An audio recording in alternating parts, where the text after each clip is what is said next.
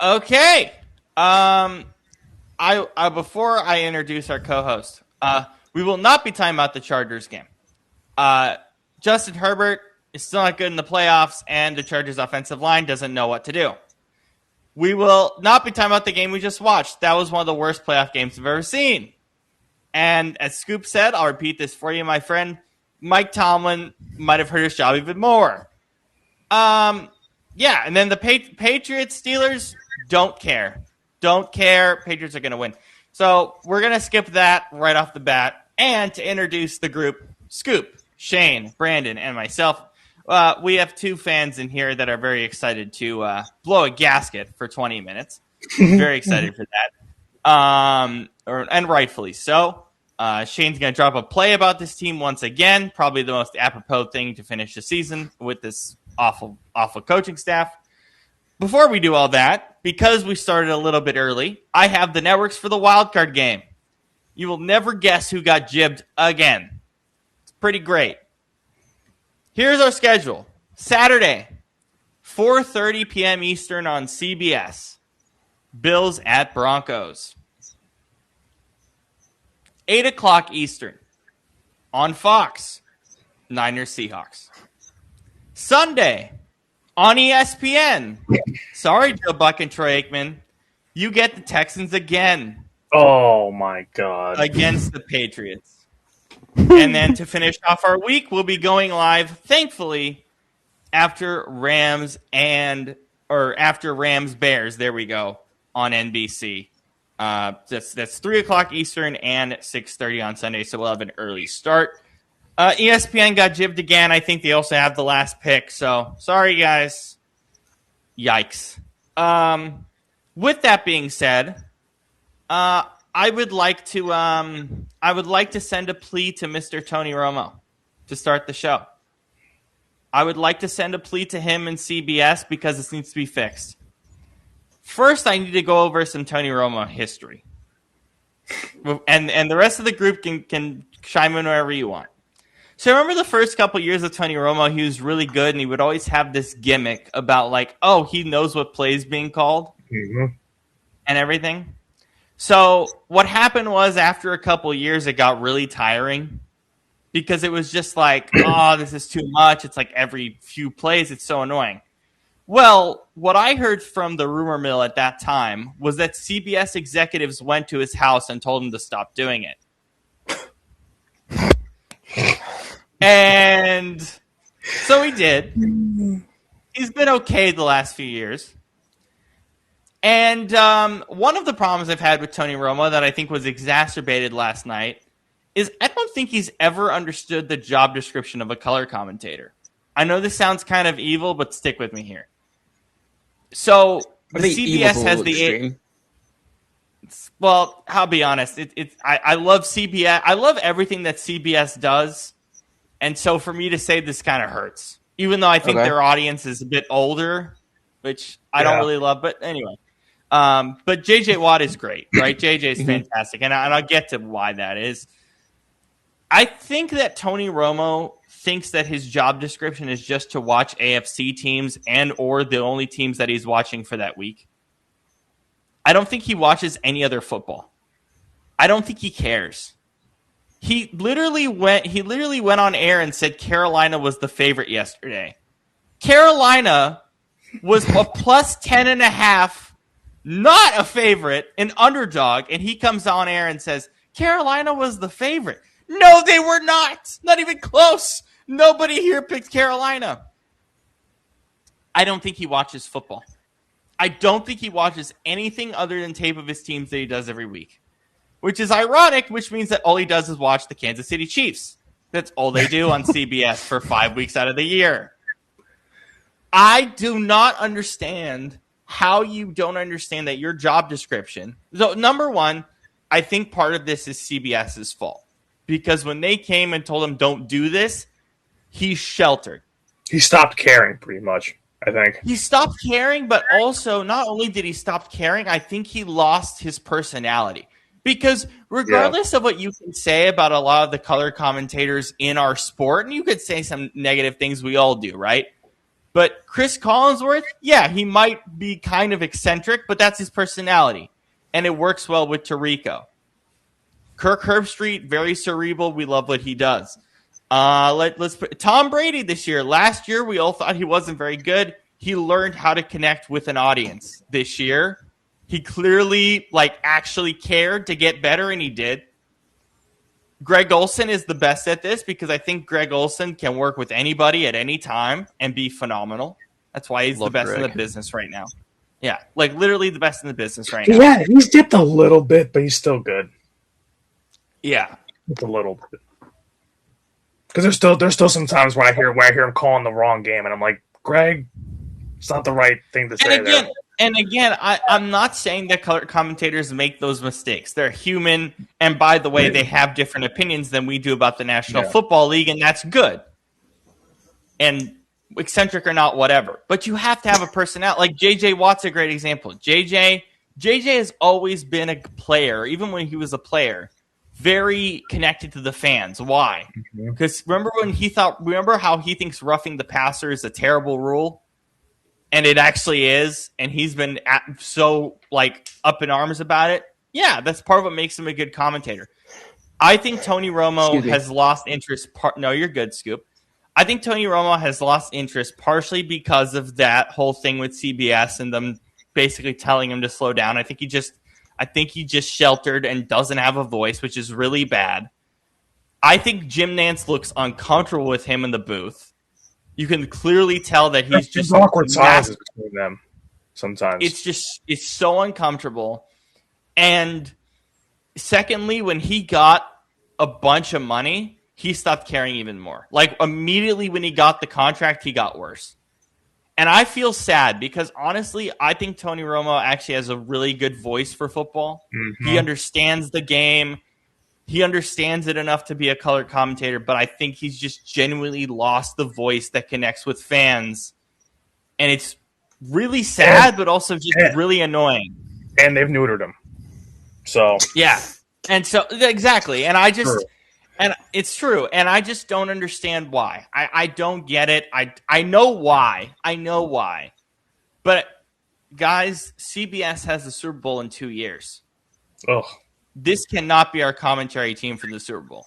If Tony Romo, I'd much rather have Ian Eagle and J.J. Watt do Super Bowl. But could you imagine? Could you imagine a Super Bowl hearing I don't know, Jim. It's gonna be great. I'm not gonna lie, it's gonna be so great. Scoop, Shane, any other Tony Romo thoughts? I think he should be a coach. That's my thought. Yeah, I would agree. Yeah, I mean, I would really, agree. Actually, that's how I've always felt about him. Not necessarily an NFL coach, ROC possibly. Get up a trade Dallas. If Tony Romo ended up as our OC and we went back-to-back rigs with former Dallas people as our OC, I would laugh so hard. I would both laugh so hard, but I think I would need about 105 different antacids trying to get through that, because the fact that we would be succeeding with a former rival would just make me sick to my very GI system. Scoop, any Tony Romo commentary thoughts? I know you don't really focus on the commentary as much. I don't. But do you have any thoughts on what he's done this year, the last few years? I mean, on a very general level, I'm typically one to say that I think of the former players, or of the ones who are not even former players, but of the ones who are the highest profile, I think at times he's been one that I thought on the game itself, meaning the X's and O's schematic type things, I find him to be somebody from whom I enjoyed listening in terms of just how he saw the game as an ex-quarterback. But again, that goes back a decent period of time, and that's not in any way specific to this game specifically. But again, like I said, that's a very general view that I've taken, and it goes back a couple years now. That's really all I can say. I can't really say with any level of passion that I have a strong opinion on him more recently. That's fair. All right. Well, here's something you'll have a strong opinion on: the Philadelphia. Here we go. Scoop did not. We did not hear from Scoop the entire Sunday night game. No. Oh, I was concerned. We were all concerned. We were like, we were very worried, but I also knew that you weren't happy. So air out your grievances. And by the way, it's even worse because Shane has a play drawn up that you requested. That I requested. So, which first off, I want to say thank you to Shane for accepting my idea on that. But anytime. I'm almost more disappointed in the fact that in the second quarter, even because Rob called me, I think twice actually. I think you called me twice during that game.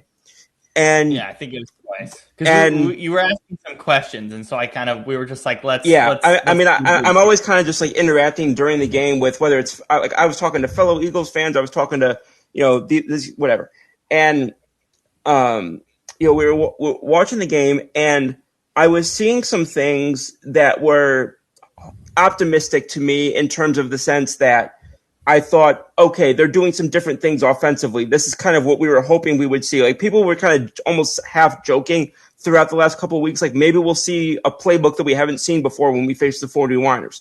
And that for a period of time looked like it might actually be the case because we were starting to see, some motioning. We were seeing, Goddard used in different ways. So all these different things.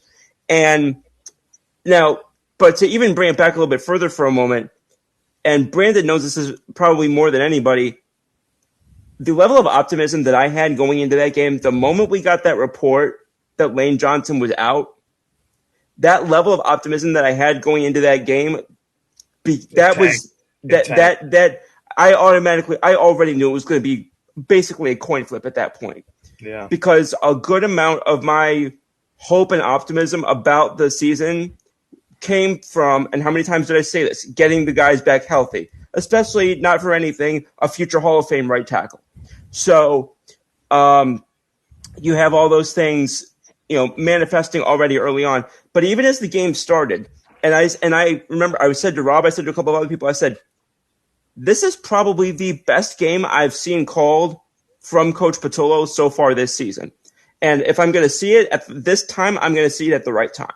And now, again, people can say, well, that's not a high bar to clear one thing or another, which is entirely fair game. But for that is what I said. And I said that to Rob, I think. And Rob, what he said to me, and this was interesting because this had never crossed my mind. He said, what I'm seeing is, and what he said, what I think is happening is, and correct me if I say any of this incorrectly, Rob, but what he said was, I think that they're basically calling two plays in with Jalen Hurts. And he goes up there with one, and if he doesn't like it, or if he doesn't get a good read for it, he can check out and go to the other one. It wasn't just that, because I'm positive that's what they were doing. But he was checking different routes. Yeah. There was he literally changed an entire formation in the middle of the second quarter, and I was let him call his own plays. I'm sick of this. Yeah, I was like, this is great. This is like exactly what we wanted. Like this is And you know what's funny? Every time he has called his own plays this year, it's been a beautiful drive or a touchdown. Yeah, true. It's basically letting him Peyton Manning it up there, and essentially take the straight jacket off my quarterback. Yeah. And so we're watching all that, and so I'm going into halftime. I'm going into halftime with about as much optimism as I could have hoped to have, especially with Lane Johnson out. And then, sure as shucks, about halfway through the third quarter, it became very clear that history was going to repeat itself yet again. I was seeing the same damn 3-and-outs. The numbers that had been drawn down on the hitch routes to start the game that I had been sending to people were going right back up. And what made it worst of all, because at the halftime, we were seeing issues at halftime for sure, but the issues that I was seeing were mistakes that you don't normally see from players that you don't normally see making them. Yeah. Like we saw a ball go off Saquon's fingers. One thing. So, we saw things that were uncharacteristic and not likely to be repeated in the second half. And then we saw the same shit, different day. We saw the can't sustain a drive. We saw the amount of times I saw us take over from San Francisco damn near midfield or even on their side of the field a couple times. And you can't, and we went back to back. Q took back to back picks. And off of back to back picks, we got 0 points on one of them and 3 points on the other. It is so rare for one player to make a pick, let alone 2 picks himself in the second half of a playoff game. And you can't get 1 touchdown out of that. And on one play, you can't score at all. And both of those are happening near midfield. Are you freaking kidding me? I apologize, Scoop, but can I say the one thing I want to say about this game? And please tell me if you all agree. Yeah. Both of these teams, the Niners and the Eagles, do not deserve to be here. Seattle, I think Seattle's going to have a tough time with San Francisco, but I don't believe Seattle loses that game. I can't in good objectivity say San Francisco doesn't deserve to be here. When I saw how they played yesterday, you could say some of it was because of mistakes that we made. But even when they faced our defense, which clearly came to play yesterday and clearly played more than well enough to win, they still were making some plays when they had to on offense. And I will say their defense, again, like I said, a lot of it was our offense not showing up, but their defense, for as banged up as they were not going to go down without a fight yesterday. They were the definition of hard work beating talent when talent wasn't working hard. So I don't think that they're going to make a run because of how depleted they are injury wise, but to say they don't deserve to be here, I can't say that after watching what I saw yesterday. What I mean is this, I look at for example, I look today, right? Sorry. Mm-hmm. I look at today with Houston, and I'm like, their defense deserves to be here, but their offense damn sure doesn't. Mm-hmm. I look at Pittsburgh. They got here by the skin of their teeth. Lucky. Carolina, even though getting on the skin of their teeth, absolutely deserved to be here. Yep. Look at how they played. Chargers, you deserve to be here, but your offensive line does not. That's a problem. And it was. And then New England, but we've been saying that all season. Every team has 1 or 2 units that deserve to be here and another one that just doesn't. Oh, and I think that's absolutely kind of my overall point. But when I looked at the 49ers, and this was kind of my biggest issue with San Francisco yesterday, was even though San Francisco won, and I think part of this was kind of intentional by San Francisco. And it wasn't necessarily, I guess that's not the right phrase, because it wasn't intentional. It was just flow of the game stuff. But the flow of the game was basically like the Niners felt, like we all did, middle of the third quarter, that they were going to win, is essentially my point. And so the gas pedal started pulling off. And then when you look at what they did against Seattle in Week 18, the gas pedal was not even down most of that game. And so that when I look at them against Seattle again, in Seattle, I'm like, yes, and Shane's right, it's a division rival. So a lot of this has to be taken with some grain of salt, because every division rival's this way. Mm-hmm. San Francisco, to me, doesn't have the gas pedal all the way down to be able to beat Seattle. That's all I'm trying to say. Mm-hmm. Oh, I agree with that, and there's a reason why I picked Seattle to win the Super Bowl this year, and I stand by that pick. And obviously for your 2 sake, I hope I'm right. But I think that in terms of being here, in terms of at least winning a playoff game, that's kind of what I meant when I said being here. That's kind of what I meant. I think that they. I think that they deserve to be here after the way that they played, deserve to at least have a shot. But again, sorry, Rob, were you going to say something? No. Go back to your rant. Yeah. I just wanted to kind of specify even more what I was seeing and why I was frustrated by the game, to kind of add to what you and eventually Brandon have to say. Right. And so basically, but that's the thing is, San Francisco, for as many times as we weren't taking the game, San Francisco was keeping us right in it. Mm-hmm. And there we go. That's exactly the perfect. Yeah. Yeah. But three moments of the game really stick out. Or I think they were all even in the second half. Really stick out to me. One was that shouting match between Coach Sirianni and AJ Brown on the side. Which I'm sorry. The first half. Sorry. Yeah, that was the first half. My bad. Yeah. But so that sticks out to me. I get that Coach Sirianni has to defend his player after the fact. At least in the public, I understand that. I'm sorry. AJ Brown, I don't need to see wear this uniform again. Thank you for what you did in the first 3 years of your career here. I don't need to see this man on the Eagles field again. And don't tell me because it's the contracts and yada, yada, yada. If they designate him post June 1st, after this season, they can save $7 million on the cap. They're not going to take the big cap hit that they would have originally. He's done. You know what? AJ Brown is clearly meant to be a high-paid number one receiver, getting a lot of touches and getting a lot of yards and getting a lot of stats for a team that has no chance to do anything in January. And go ahead, go do that. Have fun. Good luck. Thanks for 2024. God bless you. But go to the Raiders. I'm so damn sick and tired of this guy's attitude. And he spent so much of the year pouting and pissing and moaning and pounding the table and saying, "I just want this offense to be more in a flow. I'm at my best doing my thing." You were put in every damn position in the second half, not just the second half of this game, second half of the season to do your thing, and you pissed all over it and you let the team down in the process. Every game that we saw where your stats were up, the team's performance was down, and every game when your stats were limited, the team was usually doing well. So Devontae Smith is good enough at this point to be a number one receiver on a championship team. People forget that he was our number one in 2021 as a rookie.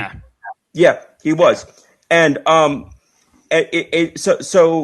and you can go and get a 3 or a 4 in the draft just fine, or on the trading block or in free, whatever. You can get a 2 in this draft. I think you can get a 2 for AJ. You can get a 2 in this draft. I'm saying you can get a wide receiver 2 in this draft. I know.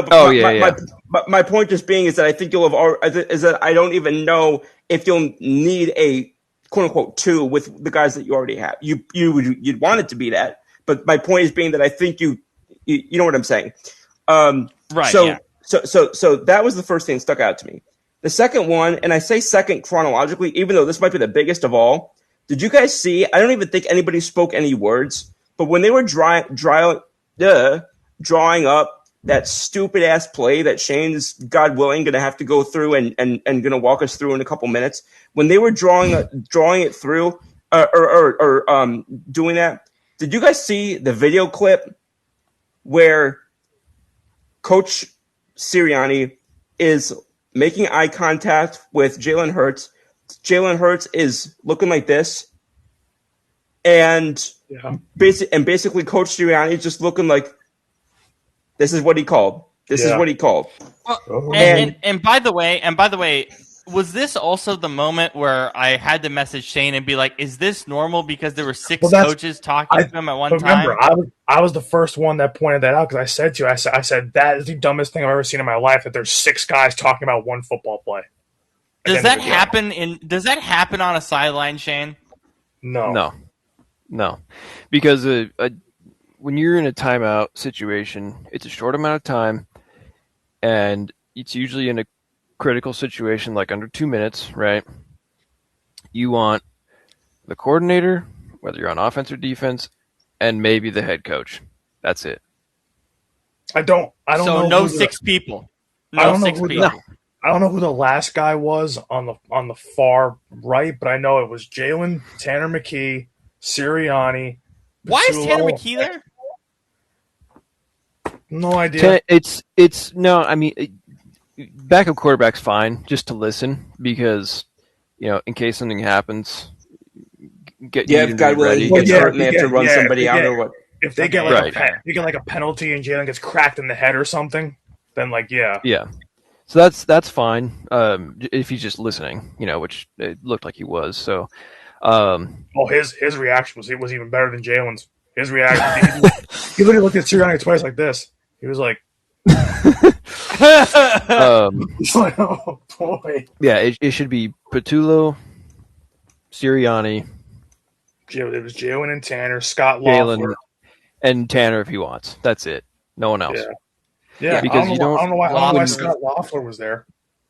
Because when you're crunched for time like that, and it's like it's a critical situation. You don't need too many cooks in the kitchen. Different, right? Yeah, too many cooks in the kitchen. 100%. It's a hindrance. Yeah. That's the thing I sent to you guys. I said in the chat. I said, how many idiots it take to screw in a light bulb? Yeah, and I just and I didn't see that in real time. Like I didn't see that specific moment in real time. But when I went back, I saw the photo. We saw the photo. Right, and we're just like, what the hell?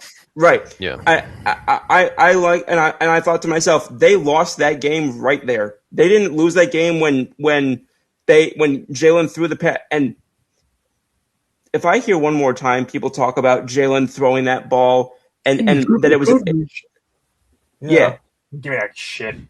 Yeah, but again, we'll go over that in a minute. We're gonna go over that in a minute. But I just every single time that I, like, and it was a classic example of there was no opportunity to develop momentum. There was no opportunity to, they kept saying get into a rhythm. The first time they got into a rhythm was at the very end of the game when their backs couldn't have been more against the wall.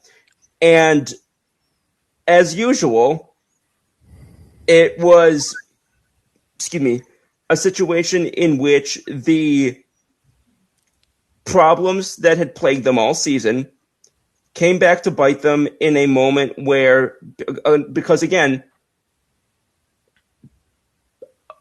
old habits die hard and bad habits die hard, and that's basically what we were working with here. The amount of penalties is the last thing that I'll mention, which I'll say this: plenty of penalties went uncalled against San Francisco, and that pissed me off. But that being said, there's still no excuse for you to make as many dumb mistakes as you made when, and Brandon, I mean, he said it so many times I was going to start taking a shot every time he said it, but he kept reiterating that tough, detailed, and together quote that coach had used in the past. And is that from Hard Knocks? What is that from? Because after every mistake in that game, I had to say it because he keeps hammering that home after every mistake they make every week. So after every mistake they made in the game, every penalty, I had to say it because I'm like, you can't say you're going to fix these problems, say you're tough, detailed together when you're clearly not the entire year. That's been his mantra, I think, since he's become a head coach in Philly. So, oh Jesus, okay, yeah. But anyway, so. It just little things like that, and the first half of the game, I put most of these things that went wrong, whether it was, whatever, I put it on the players in terms of execution and things of that nature, because I'm sorry, I get the responsibility of the coaches, I get the responsibility of the coordinators and whatnot. These players have played football long enough and have been,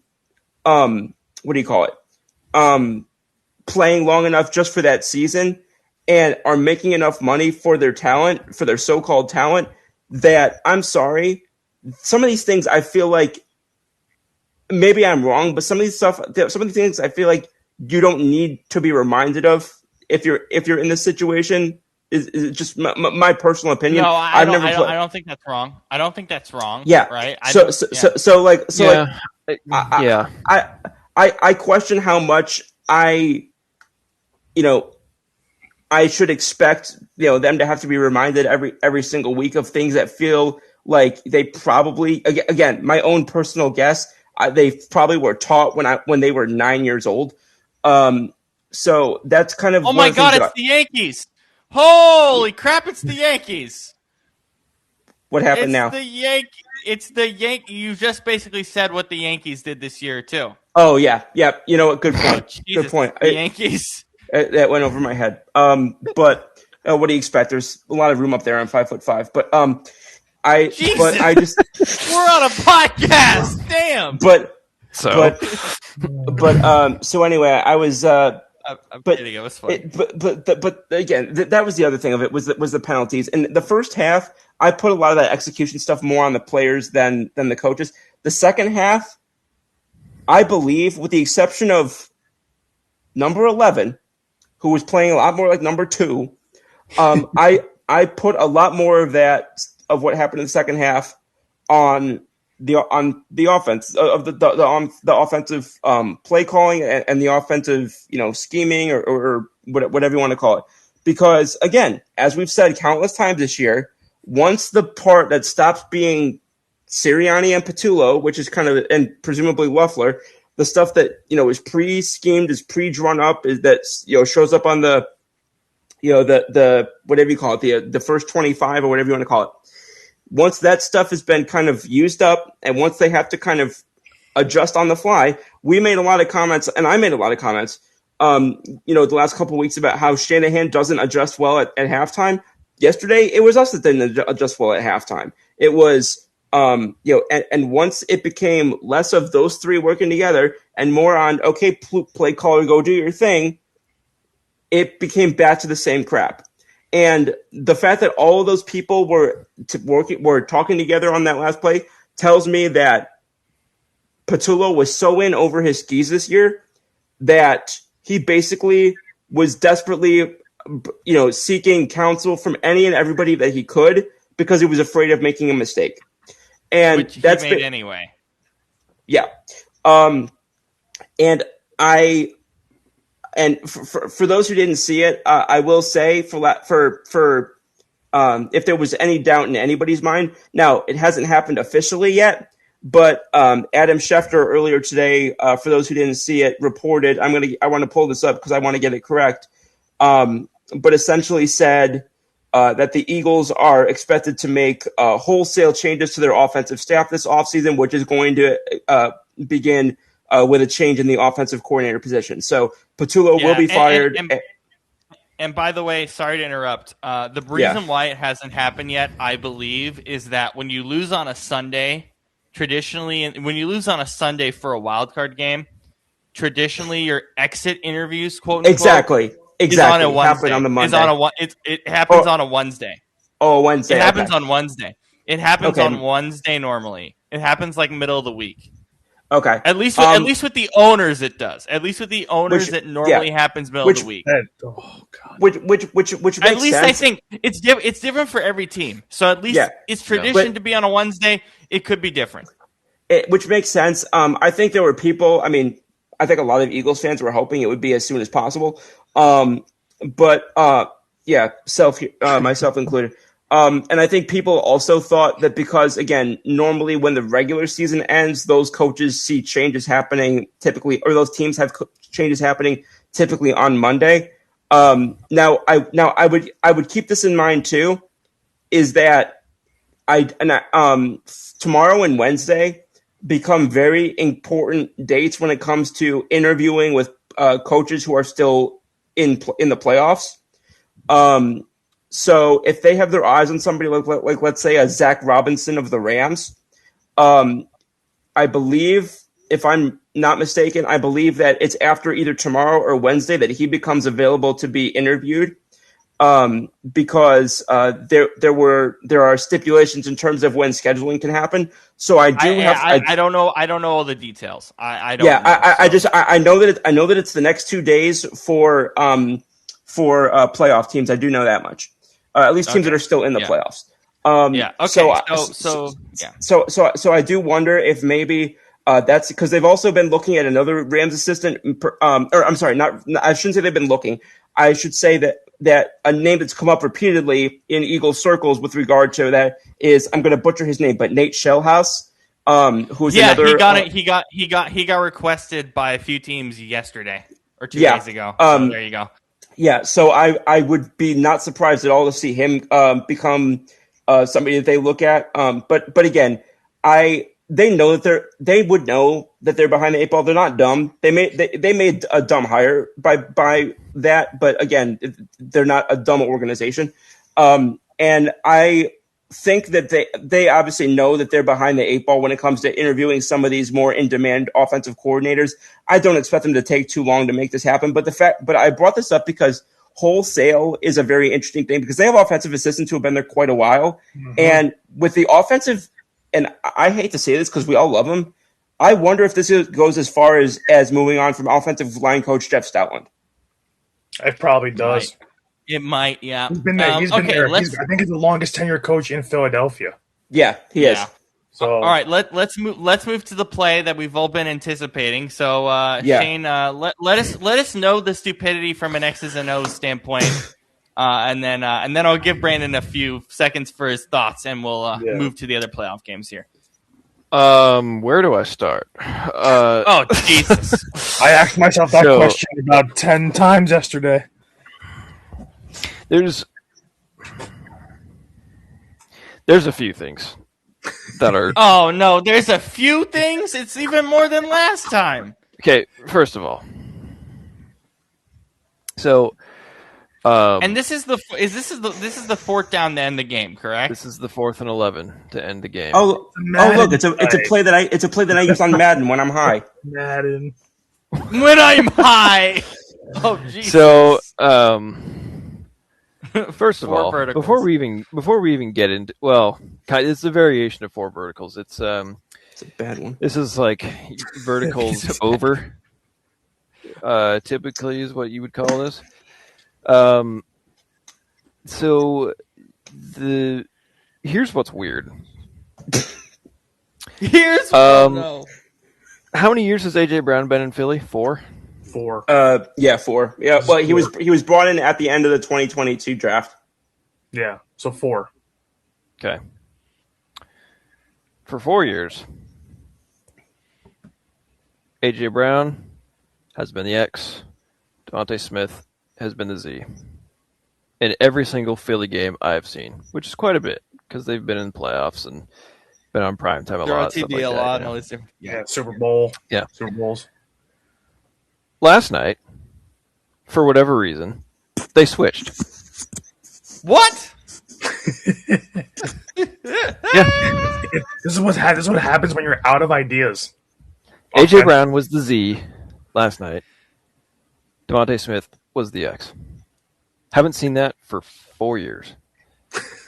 And you decide in a playoff game, hey, let's just switch it up. Okay, so that's number 1. Even though AJ Brown is a perfect archetype for an X, and Devontae Smith is the perfect receiver to be a Z. But, whatever. It's neither here nor there at this point. Whatever. So, what happens here for San Francisco? So they're in just a nickel look. They got 5 DBs, and they only rush 4. So they show Mike and Sam. They're up on the line, but then they both back off and play kind of the hook curl zone. Okay. And then you only have 4 rushing. End comes around. He apexes other end. And then the tackle and the nose switch. So tackle goes around Cam Jurgens and the nose goes the other way. First problem is when the tackle goes around, goes in the A gap here on the right side. Who was the right guard yesterday? Tyler Steen. Yeah, he didn't pick him up at all. Because he doesn't, because he sucks. Yeah, so thank God Saquon was back there blocking because he saved Hurts from probably getting sacked. Anyways, because that's what your most talented offensive player should be doing. And then so for the DBs, they're in quarters, which is a variation of cover 4. So why we call it quarters? And the variation because, you run in a final minute of a game. Right. So the reason it's called or quarters, the final play, I mean, is because they're all deep, covering a quarter of the field. That's kind of the idea. So, and then the nickel, along with the linebackers, they kind of are running Meg on the inside receivers, which is man everywhere he goes. So if he's running this way and then cuts in this side, you go that way. If he goes this way, you follow him that way. If he goes to the locker room to take a piss, you go there and give him a paper towel when he's done. What, all right? Are you talking about the linebackers? Sorry, is that linebackers, the linebackers and the nickel. Yep. Okay. Thank you. So you're welcome. So the reason this doesn't work is because right here, so he throws to Goddard, which is Y. Okay. So you can see it. Goddard looks right about here when he turns like he's going to be open. The problem is Rover safety picks it up and comes down, and then Sam is right there in front. And then Kendricks, the Mike, he also comes over. So everybody picks it up instantly, and they all crash right about They'll here. Converge. Yeah. So it doesn't, work. But everybody's saying, oh, Jalen, he did, he threw it into triple coverage and this and that. Look at this Where's he going to throw? Tell me who's open, because I don't know. Do you know the excuse I heard for people saying why he sucked in that final play of the game, as if his receivers didn't drop 10,000 balls the whole game, was that you should have just thrown the 1-on-1 with either AJ or Devontae. I'm like, okay, and AJ sucks at 1-on-1 this season, and there's no guarantee Devontae catches it.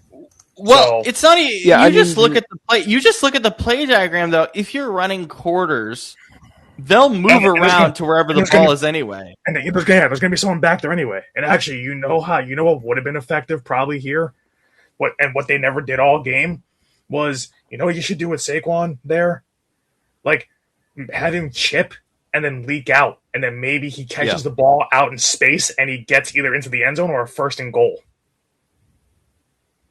Like, possibly. The thing is, their quarters, look here, they weren't disguising it at all. Like the corners, field side was a little deeper, but the field corner and boundary corner were both playing deep. So you knew that it was either going to be cover 4 or it was going to be cover 2 Oscar, maybe. But either way. So, I mean, right there, it's like, you can throw to Devontae, but field corner is on him and bigger than him. And then, free safety can just hop over and it's not 1-on-1. It's not 1-on-1 at all. Everybody is wondering though. You know what I'm wondering? What could possibly fix that play just slightly, even though I'm not sure if it would. Have the F kind of leak out to the boundary, because the field side corner is taking Devontae into the end zone. Yeah, that's as long as the nickel doesn't get inside leverage on him, that would be correct. Look at you, Brandon. Yeah. Give me the headset. I've said this all year. Come on, man.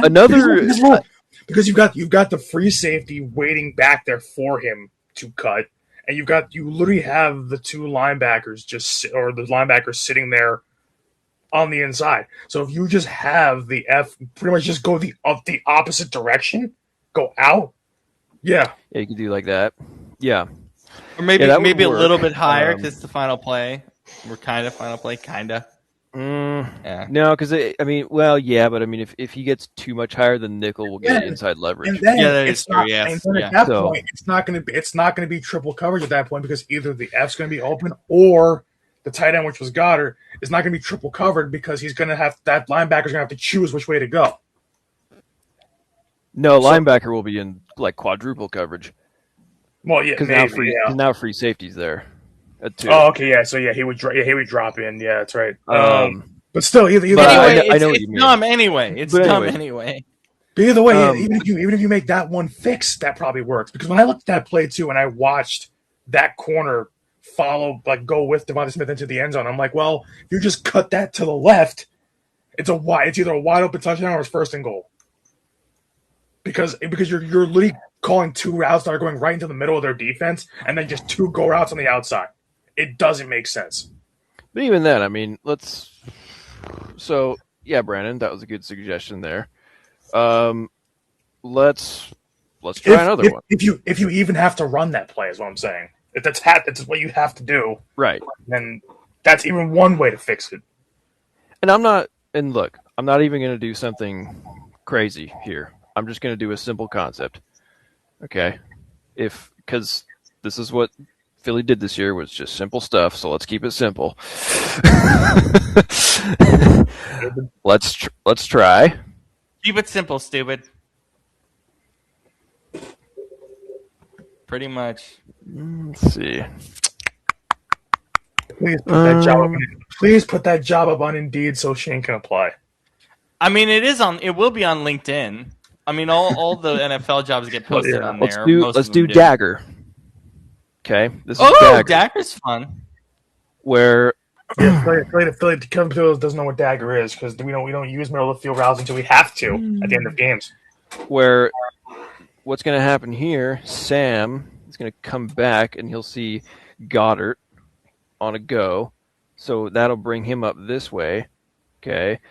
So you'll either have F open right about here, just timing based, or if Sam stays here because he sees F coming across, good chance Z is going to be open right here because F is going to be taking away the rover safety, right? So, I mean, that's, depending on what these two do, there's a good chance either F or Z will be open there. I mean, because all Dagger pretty much is just a high-low crossing concept. yeah. And then, I mean, hell, even a low crossing concept. You guys know what that's called? What A drag? The drag, yeah. Yeah, or mesh. Either Yeah. or. Or mesh. Mesh spot, mesh spot for the win. That's Yeah, what I use mesh in Madden. spot. Can I ask a question? Yeah. Yes. Don't I remember there a couple months ago there was a play that you showed us that was kind of similar, where too many guys offensively got converged into one spot? Wouldn't that be a risk with that one too? I saw the 3 that were kind of up here, or were they not close enough together? For the defenders? No, offenders, like the receivers. Oh. Offenders. Yeah. I don't know what I just said there. Defenders. Well, yeah, I mean that's not as much of a Wait. concern when you're in quarters Okay. because Right, 'cause quarters they're is so all high about up. space. Okay. Yeah. Okay. Another concept you could do here that would be beautiful is flood. Oh, we love some flood. Which wait, That's kind of where I was going too when I was saying, yeah. While Shane draws this up, do you have anything else to say, Brandon, to add to what Scoop said? Well, Oh, there is something important that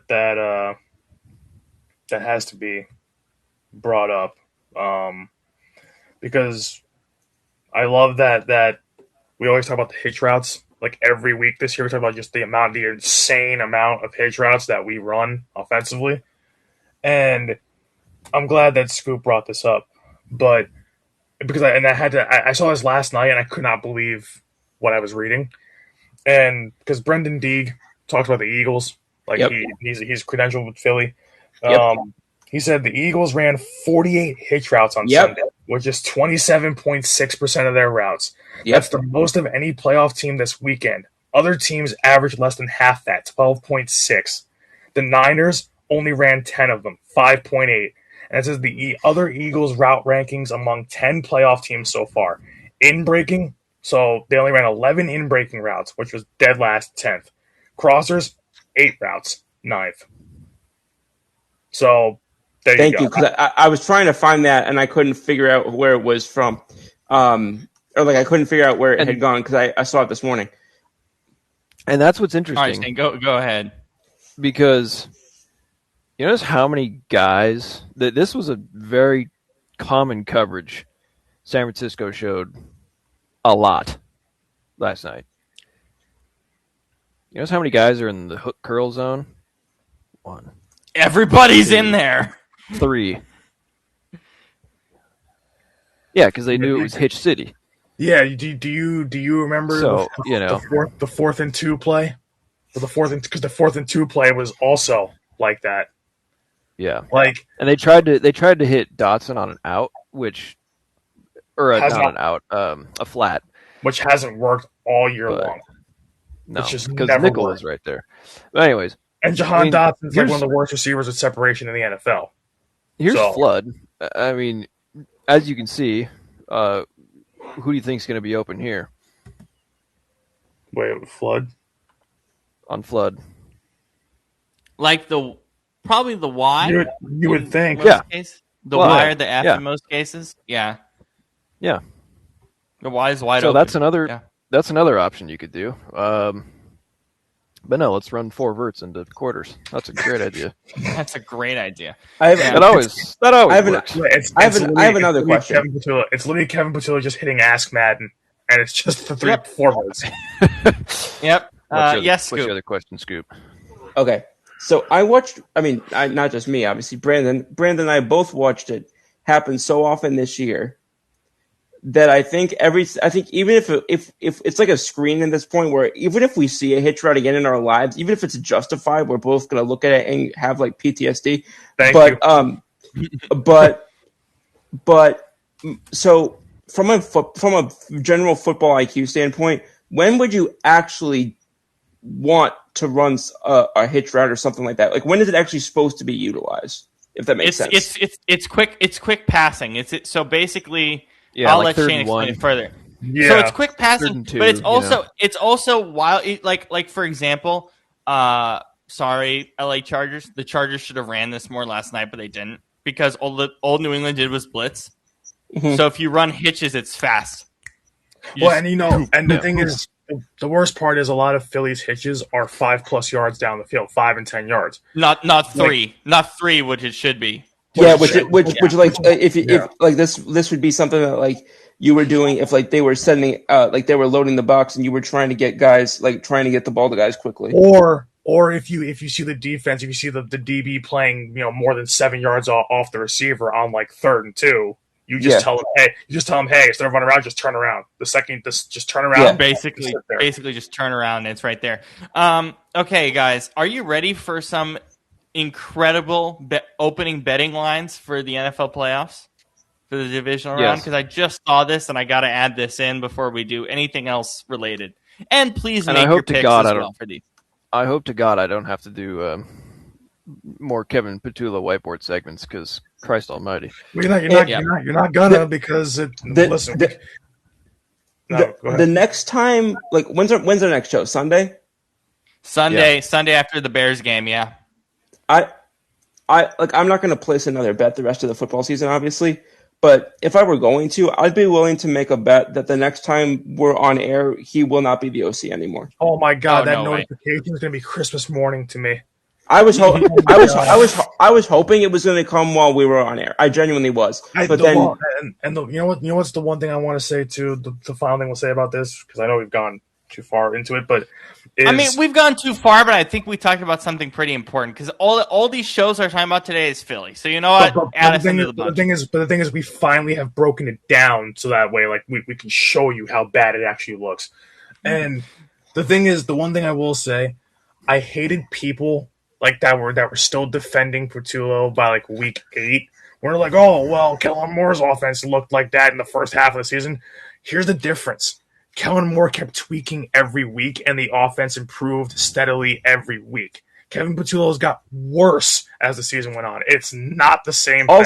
Also, Kellen Moore, like, you know, there's obviously like the joke where it's like, oh, people say like, oh, we're a second half team. We actually were a second half team under Kellen Moore. And when it got to halftime, our asses were clenching tight because we knew that all hell was about to break loose. And the final thing is too, they keep saying, oh, well, he ran the same kind of hitch plays and things like that. But the thing is, it's not that it is the play calling to a degree, but it's also knowing when to call. Yeah, exactly. It's the. I hate this phrase with a passion in any sport. I think it's one of the most overused phrases in sports, but it's the so-called feel for the game. Yeah. And I think it's true. And finally, for the last time this season, because we'll be talking about all the other teams coming up, especially with the betting lines, but get off my quarterback's ass. He had the worst play caller, one of the bottom 3 in the NFL this year, and still had the most passing touchdowns of his career to this point in a season. I cut myself off from when I was ranting. I cut myself off before I got into the Jalen Hurts thing because I wouldn't have given you a chance to speak for 25 minutes. Because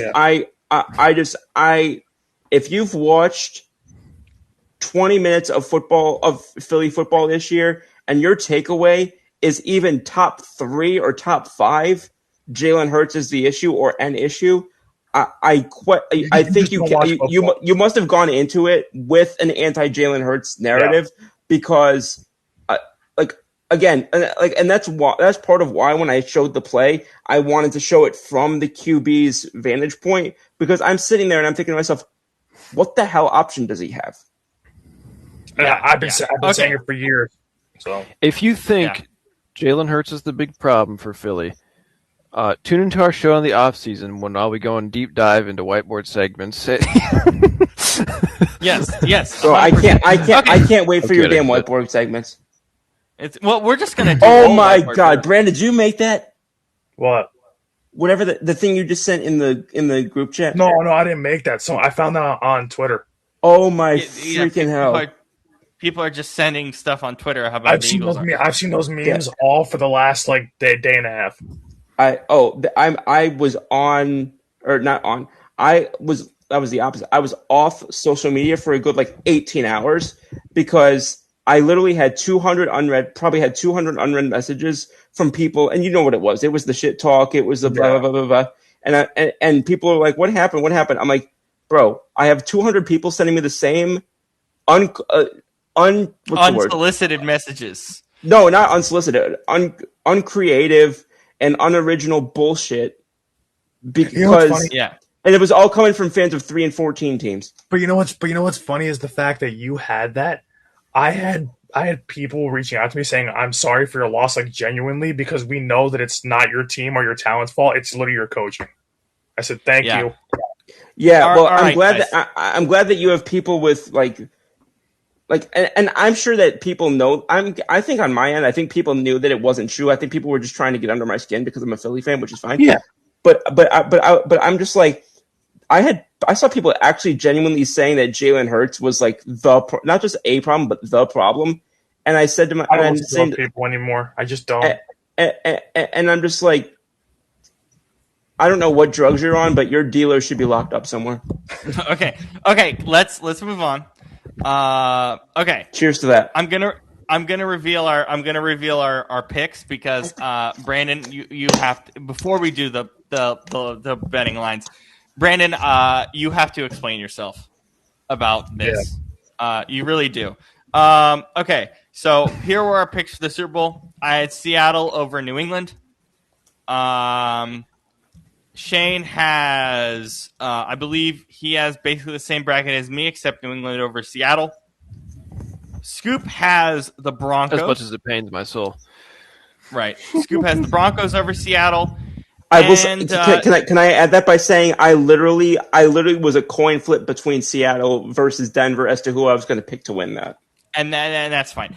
And this lonely soul that's next to us, which I'm still trying to figure out why you did this. So please explain yourself. I gave you. I started to give you the reason yesterday, and then we didn't but I need you to explain it. Wait, I need you to explain who did you have? Who did you have? I had Jacksonville. You had Jacksonville. Yes, Jacksonville. I never bought over into the Seattle. hype with Jacksonville. Okay. Explain yourself, because Trevor Lawrence looked horrible yesterday. Because listen, I know Trevor Lawrence sucks in the playoffs, and I know that he sucks usually, but he was pretty much the third best quarterback in the NFL the second half of the season. He only turned the ball over rarely. I think they said that in terms of not turnovers but interceptions. He only had one pick in the last 8 games and like 19 total. It was like not something like crazy, like 19 touchdowns. And the thing is, Jacksonville was scoring like 30, 40 points a game. Listen, they weren't playing the world's greatest teams, but but anytime a team is consistently scoring that many points, it doesn't matter who they play. That's a well-oiled machine going into the playoffs. Plus, they were basically, outside of the Texans, they were the hottest team in the NFL in the second half of the season. And I figured that they would continue that, especially being at home against the Bills, who I didn't trust to save their lives. And I didn't think that – and Trevor Lawrence literally had the worst playoff game I've ever seen. Listen, he's had pretty bad ones. But against a really not-so-great defense, he basically spots them 14 points because he dives down like a weak ass on the 4th and 1. And then he gives them one bad pick to end the game, but the first pick into triple coverage, and there was like you had the underneath route wide open on that play, where if you would have just hit him with a bit of first down, and you throw it in triple coverage and you spot them another 3 points, and honestly could have been worse. Thank God your defense bailed you out, but you basically spotted them more or less at least 10 points in that game. So if you just didn't act like a dumbass, which is, I blame him for that loss because you suck. And honestly, they need to think about moving on from him. I'm officially like I called Trevor Lawrence crap for years, but I actually bought into the hype in the second half of the year because the media did too. And let's be honest, we all did. So I figured that if they got I was going to say Shane was like nope, Scoop was like nope, but I was. Well, we did. We did say coming into the playoffs. Like, remember, we said Jacksonville went from being like maybe like the 6th best team that we thought in the playoffs to like one of the top 3 or 4. I don't remember where I had him on my power rankings. I'll be honest. Like, I genuinely don't remember where I had him. I think you had him at like 7. I think you actually had them at 6, 7. Yeah, at 6, 7. But like every week, I remember us talking about the 4 of us, and they were creeping up on everybody's boards. So, like, I figured that they would get past Buffalo because I figured that Buffalo would choke, like they usually do. Not in this round, but usually they choke. I mean, they damn near did in this round. And that because Trevor Lawrence sucks. Everybody else did a fine job. He's just dog shit. Plain and simple. Well, I will say, and I don't know if I would say. Well, I'll wait until my turn, but I have something to say. Go. There's no turns here. I'm giving you guys each a game. That's what I'm doing right now. Okay. Well, no, just in the Jacksonville thing. I mean, I looked at some of the sort of retroactive data, if you want to call it that. I don't know, but looking back in terms of like timeouts and what some of their clock management was not great at the end of the season. Yeah, no, it wasn't. But like I just figured on the thing is too, like when you're that it's one thing to be hot going into the playoffs, like winning 3 or 4 straight games. Like they had won, what was that, like 8 or 9? So it was like when you're that white hot going into the playoffs, you just expect that to continue. Maybe not the whole way through, but you expect it to continue. And I thought against Buffalo, at least in the wild card, yeah, we're at home. So like it wasn't a bad take by me to think that they were gonna do something. We all took Jacksonville. It wasn't that bad. So like, and then because my reasoning was, okay, if Jacksonville wins, who do they go play afterwards? After that, they would go play the The Pats. It would have been the Broncos because they were the Broncos? No, it would have been Patriots. No. Yeah. Yeah, It's hard to say because the seating affects everything. it would have been the Pats. But and still, then the thing is, it would have been the Pats. As much as the Pats are good, I like Jacksonville's roster more than the Pats. So I would have. Well, yeah, top to bottom, yeah, because it's just so bizarre because. Sorry, go ahead. I was going to say, so you can see my logic there building. Yeah, well, it's just bizarre because they're almost like the exact opposite of one another. The Patriots, we are pretty sure we like the coach and quarterback. We don't know if we like anything else. The Jaguars, we seem to like pretty much everything. We're just trying to understand about the coach and quarterback. Yeah. Well, not the coach because Liam's great. Yeah, because Cohen did a great job. But the thing is, Trevor Lawrence was finally looking like he had his best stretch as a professional in that second half of the season. So I was like, okay, maybe he's finally, after all these years of sucking ass, figured it out. And I'm like, okay, clearly not because it just blew up in smoke. So, but my thought. Speaking of quarterbacks in the playoffs, I mean, y'all know who I'm about to get on, but. Oh well, yeah. But the thing is I that's how I looked at it. Was okay. They're gonna win because they're at home and they're red hot going into the playoffs.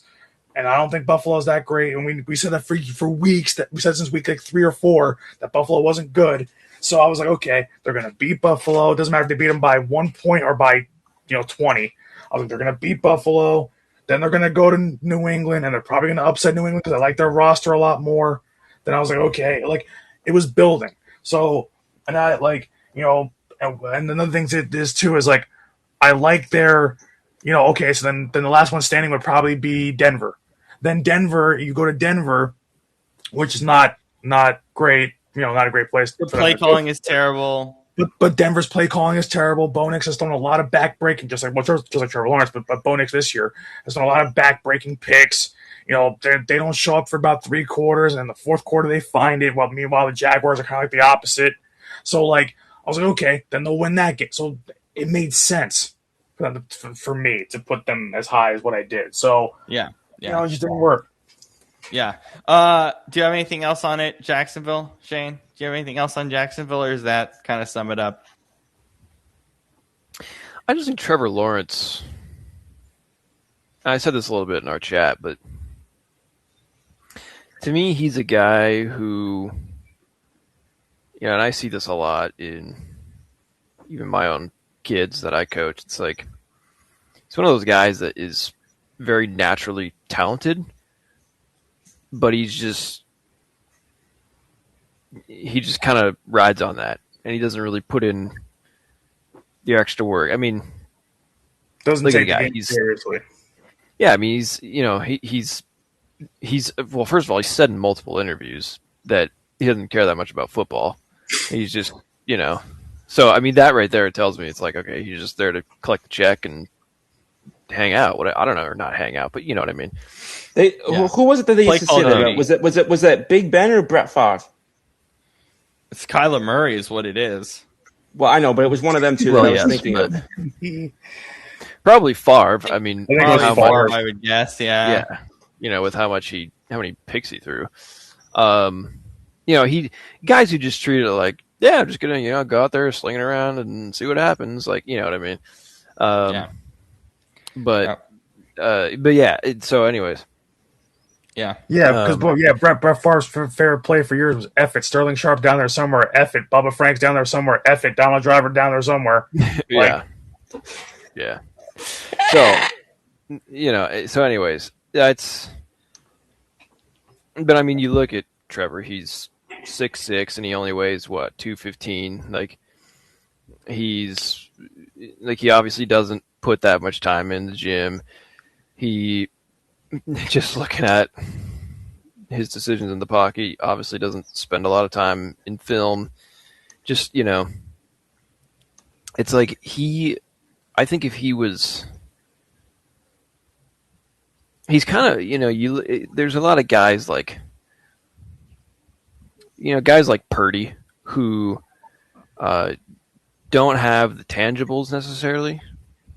They're not, doesn't have the best arm, doesn't have the best size, speed, whatever. But the intangibles are all amazing, right? his leadership, his IQ, his pocket presence, all that. Trevor, though, it's kind of, he's like one of those guys who's sort of the opposite in many ways. Like, and same with Kyler, and and I mean, I have my own kids that I coach who are like that too, and and guys that I've played against too. For instance, Jacob Eason, best quarterback. I remember that. Yeah, best quarterback I ever played against. But it's it's very widely known around our state that he was kind of lazy and just didn't really put in a whole lot of effort. Yeah. Because he was like, whatever. He's 6'6", big, strong kid. I mean, hell of a lot better than anyone else in Washington, So he was like, yeah, well, whatever. It's nothing against the guy. I'm sure he's a good dude, but it's impressive to think of the fact that and that you're talking about somebody, Jacob Eason.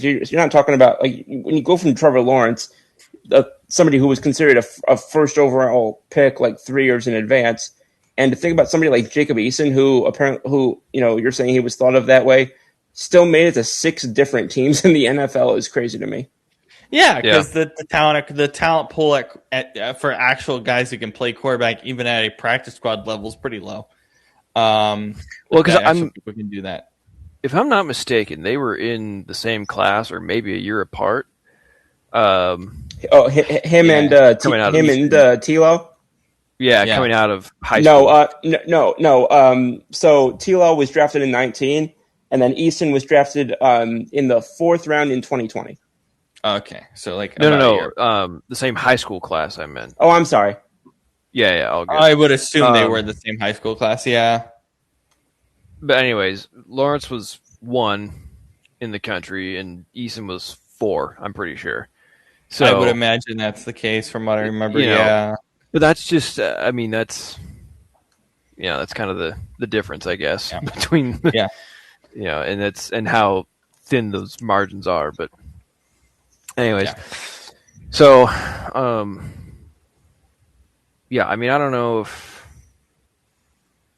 don't know if I'd move on from him this offseason necessarily, just because, you look around the league, it's like, who are you going to get that's better than him right now, realistically? The answer is probably nobody. So, not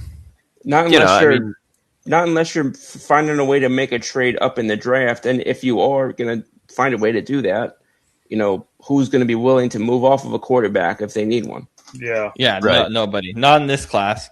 All right. Yeah, he's... Yeah.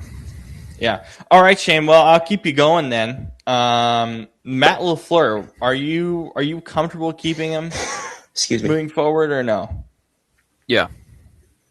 Why so after that? Because a lot of that on Saturday was his mistakes. Yes, I think... To me, though, it was more a shortcoming of Jeff Hafley and the defensive side. He was bad. True, yeah. What an awful time for him to be supposedly having teams wanting him as a head coach. True, yeah. Yeah. What a shitty way to... And he's still getting interviews, apparently, which is insane. I think some of those interviews were lined up before he was... we've seen guys in the past who were considered top candidates, went on to have a clunker in the playoffs, and they were like, well, we're not going to define him off of one game. Yeah, and I think look at Dan I'm not Quinn, mistaken, True. I think if I'm not mistaken, he has more interviews tomorrow. I could be wrong though. I genuinely, like I told y'all, I was trying to keep track of the interview schedules for everybody, and it got to, by the time we got to 8 freaking vacancies, and I'm still not convinced we're not going to get at least one more. It's too hard to track. It's way too hard to track. Yeah. I was just like, I'm going to keep my eye on one team, and that is it. Yeah. All right. Anything else on that, Shane? Because I mean, it's just when you look at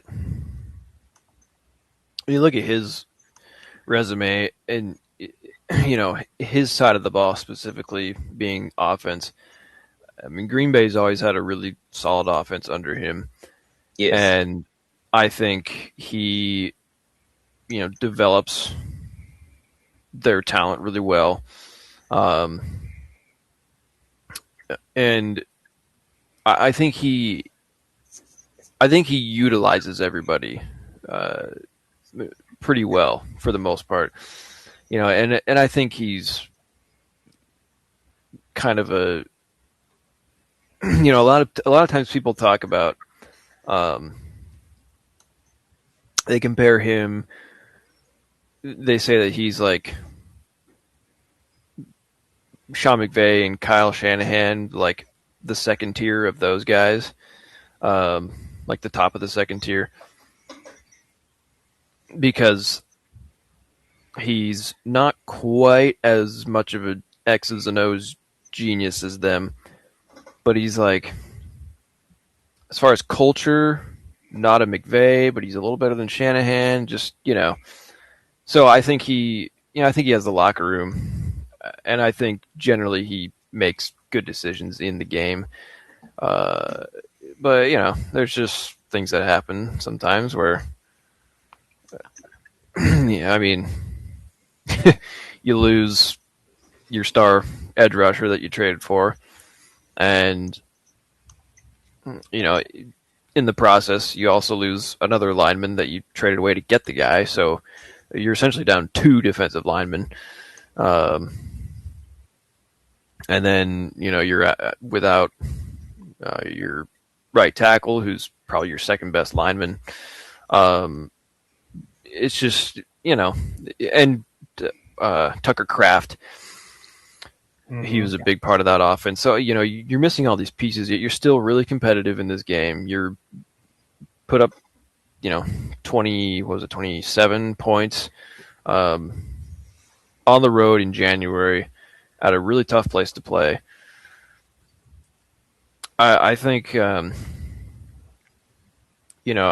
Bay, it's the Trevor Lawrence thing. Like, you can move on from the guy, but who are you going to get right now? Yeah. Especially because like we've heard and said multiple times this offseason that this is just perceived apparently as not the greatest offseason to be going after like these new these head coaches. Like a couple of years ago, we had like Mike Vrabel out there. Like there wasn't, at least maybe now it's changed. But I think for a while we weren't seeing this as like a great offseason to need a head coach. Now maybe with Harbaugh now that's changed, but Harbaugh's Harbaugh and Stefanski are only going to pick one team each in a sea of 8 teams, potentially more. Yeah, so now the supply and demand thing lays out. Yeah. Any objections, Brandon, or no? Yeah, I mean, I don't think you're going to find anything better than him on the market. And the thing is, you're still a playoff team with him. So it's not like it's not like something where it's like John Harbaugh, where it's been like so long past due already. Like, yeah, where you just feel like the message has run stale or something like that. Yeah, like, so I can justify keeping him. It's just, but I'm not sold on him like everyone else, I guess, kind of is. I mean, Packers fans are going to hate. Fans are going to hate their own coaches regardless if they screw up. But it's and that, obviously we're proof of that, Scoop. Ours is justified because of how bad it is. I mean, to be fair, I'm with you on the offensive coordinator, but yeah, it's like when I look at Matt LaFleur, what pissed me off about the game against the Bears wasn't so much the overall play calling, but in that second half, they just took their foot off the gas offensively. You could see it. They spent basically 2 quarters trying to run the clock out. That's what pissed me off. Was you looked so good in the first half, you had your foot on the gas, and in the second half, you just assumed the Bears were going to roll over and die, and you were going to run the clock out for 2 quarters. That's what they tried to do pretty much. And that bothers me. It's like I don't hate his play calls most of the time, there's times where I question it, but to me it's like the situational play calling, and that's what I don't like. There's a lot of times where I'm looking at like 2nd and 1, and he's trying to run like a play action boot to a guy in the flat, but it takes too long to develop, and you don't have the guys to do that well enough. And I'm like, it's not creative enough. Like, you're not disguising it at all. So I'm just like, or you're not trying to do something different. Like, it's like he'll go to the same like 3 plays on the same down and distance every time when he needs to pick it up. So it's like, that's what kind of bothers me, is just it's the little things with him that bother me. Not the overall, but I think the situational awareness for him sucks, which I don't like.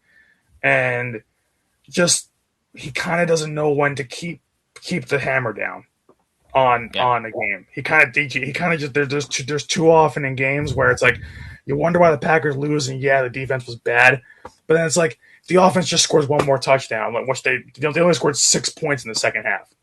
If they just would have scored one touchdown in the second half, it would have been fine. So it's and they couldn't do it. So yes, Scoop. Well, I'm just saying, I know we said we weren't going to talk about the game from tonight, but I just thought this was interesting since we are talking about coaching right now. Yes. I guess there was a lot of questions, unsurprisingly. It was the same type of questions about, what did you think about playing for Mike Tomlin? Do you think do you think Mike Tomlin should be brought back next year? Blah, blah, blah, blah, blah. And his response was this Rodgers? Yes. Okay. I've answered that question a number of times. I've talked extensively about how I feel about Mike, and I just did that in that fucking answer. So, makes sense. Yeah. All right, Scoop. I'll let you continue. Sorry. Basically, he was not thrilled about being asked if he thought that Mike Tomlin should be back, and basically said in not so many words, basically said that he was tired about answering about the Mike Tomlin questions. Said how I feel, and then ended the post-game presser on that. When is Rodgers ever happy answering questions, though? That is true. I imagine after a playoff loss, it's not the greatest time to ask. No, it's not. But they're going to ask you that, though. Like, I hate to be this person, but it's also not a good idea when you're a reporter to give a pep talk to your head coach, Jacksonville. It's also not a good idea. Okay, never mind. Okay. Can I be honest?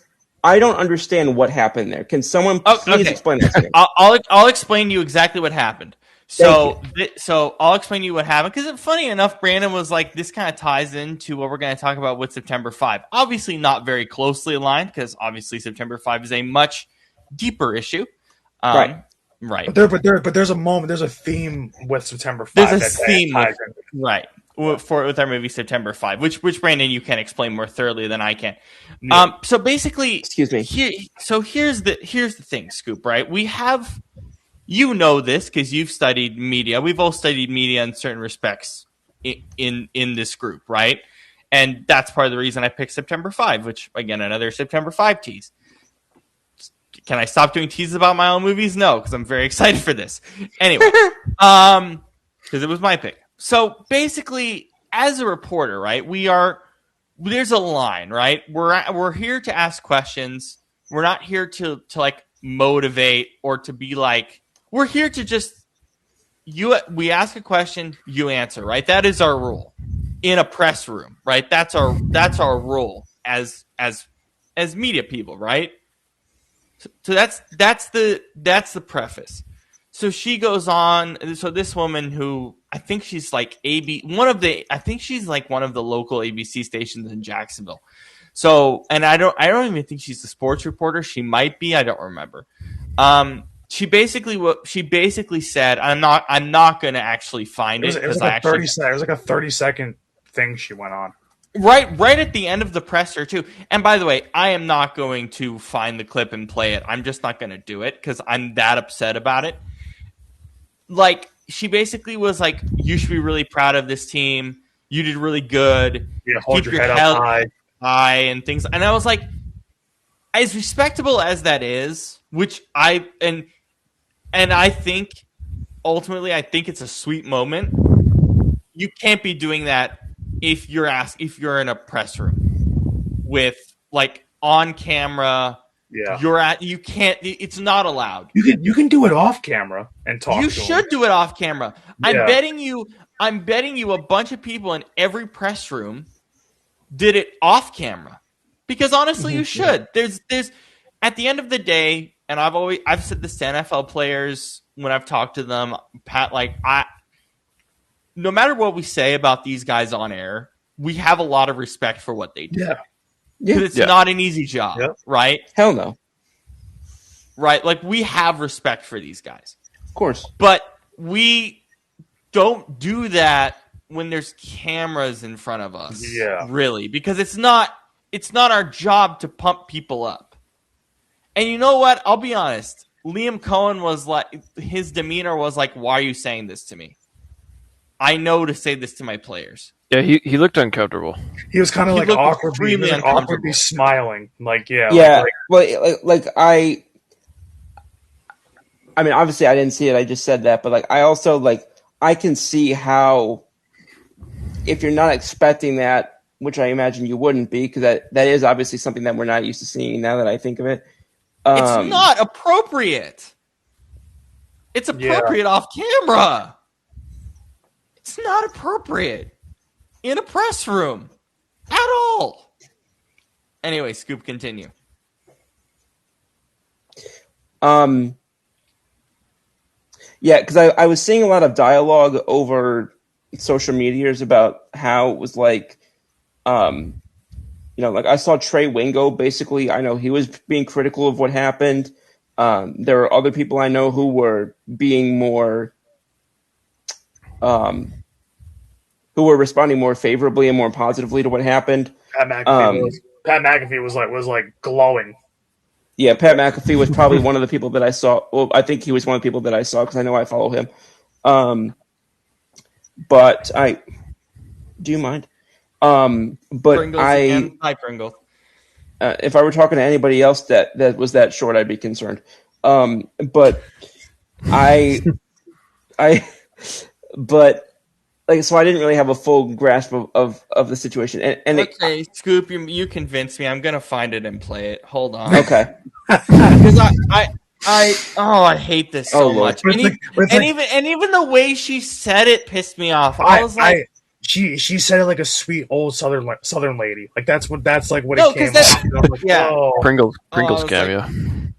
Yay! Don't get me wrong. Why does the cat have to be on camera? Oh my god! What do you mean have to be? I didn't put her there. Oh my god!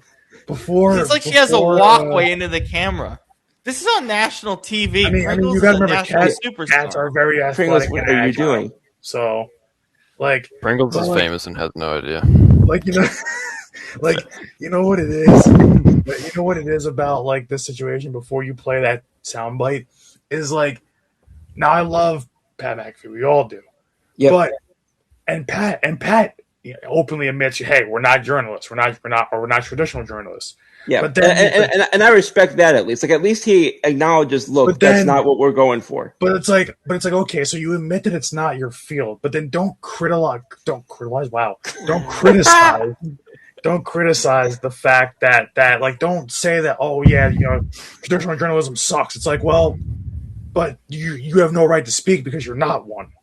And I will also say it does piss me off that when I search this up, it's like heartfelt moment with reporter. None of this sounded heartfelt because he was uncomfortable the whole damn time. Like I get the notion, like I get what she was doing, kinda, but you also got to realize, and just he's the head coach. He said that to his team in the locker room. And the thing is like, just like with everything in life, there's a time and a place for everything. That's not the time and place for that. The time and place for that is after the presser.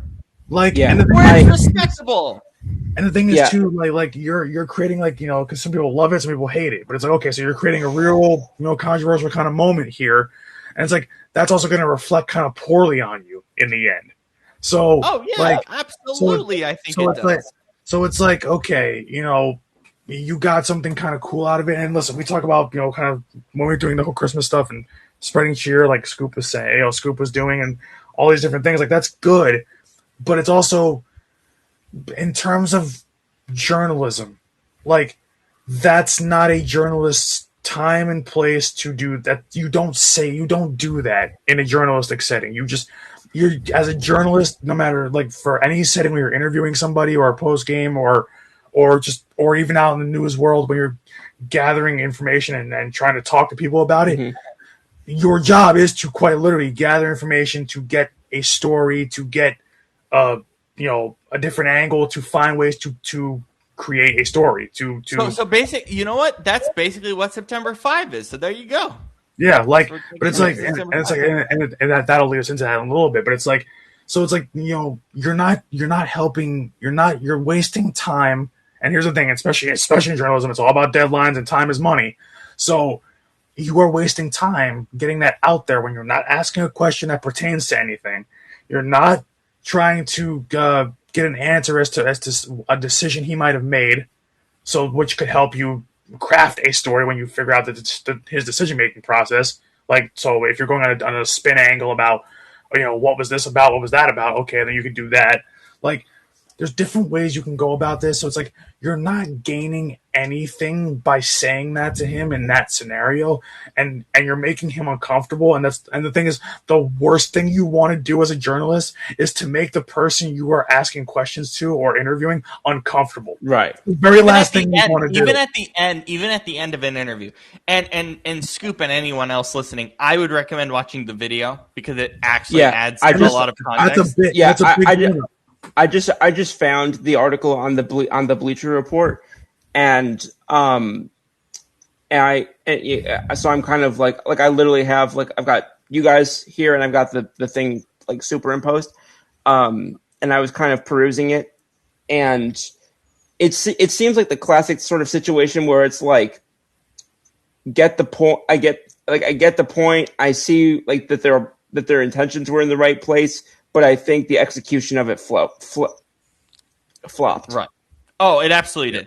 Again, he was really uncomfortable, so bear that in mind. And by the way, you can hear. Yeah, well, that to me is kind of the biggest, and it may not be for anybody else, but for me, that is the biggest issue.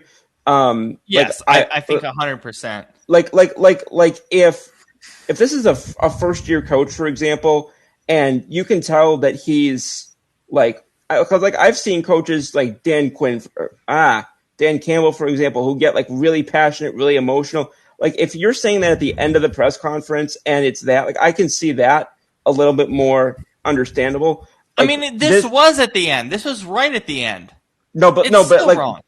No, but my point is, I think that, and maybe that's just me. Like, I can see areas in which I wouldn't have had much of a problem with that. And I still don't think I have as much of a problem with it as other people do. And I completely, again, I acknowledge that I'm probably not looking through the lens that some other people are. Holy shucks. Yeah. And again, that's you guys have more. A couple of you guys have more background with certain things than I do.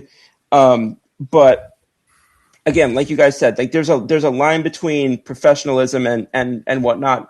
And I didn't originally, honestly, see what you guys were saying, but as I look through it more now, I can definitely see where, like you said, but one, obviously the biggest thing with him being uncomfortable, but also more along the lines of just, you're there to do a job, you're not there to, socialize. I'm not there to console somebody who's a head coach who's trying to console his team.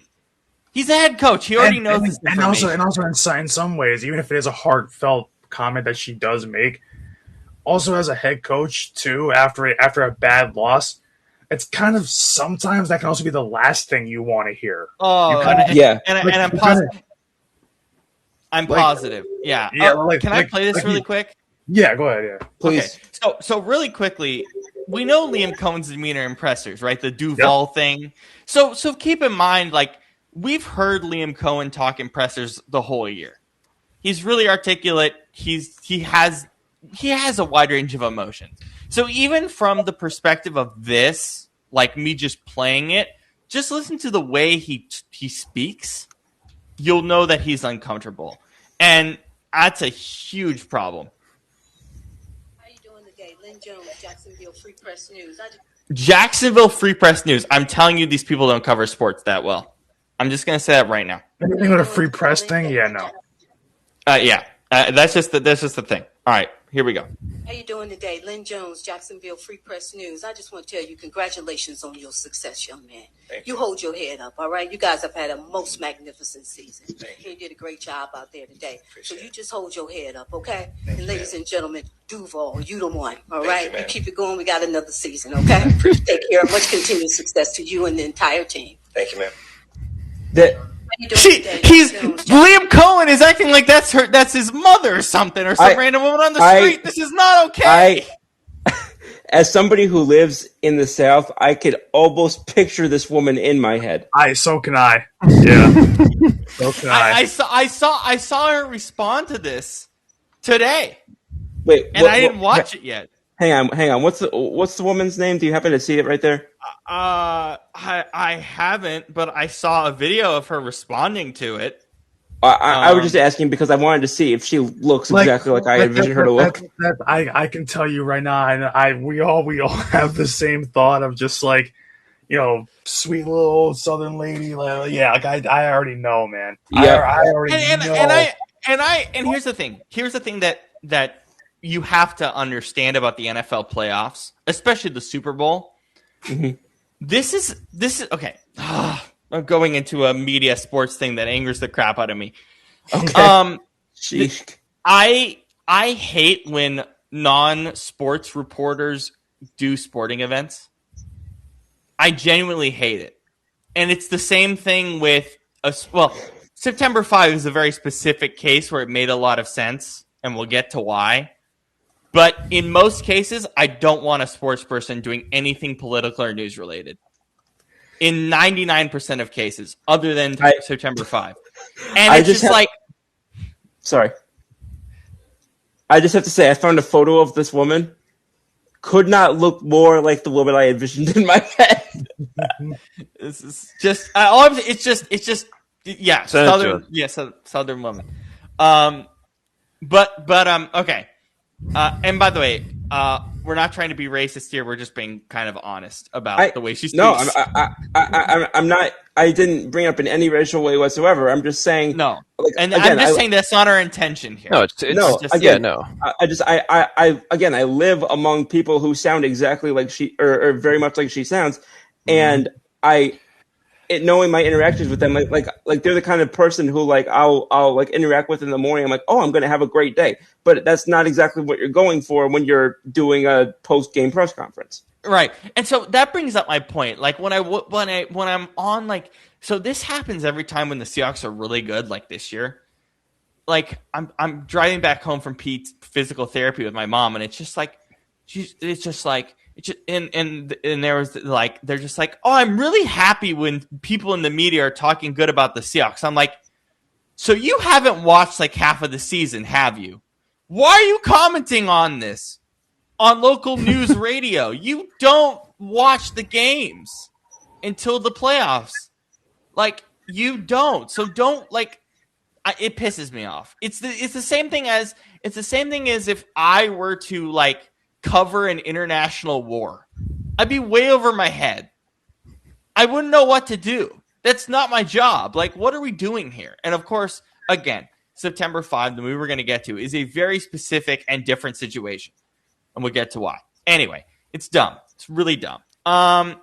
We were teasing the betting lines for a little bit. But before I do that, Scoop, the one thing I want to commend you on, I guess, and the one thing we'll go on for this game, Panthers did really well.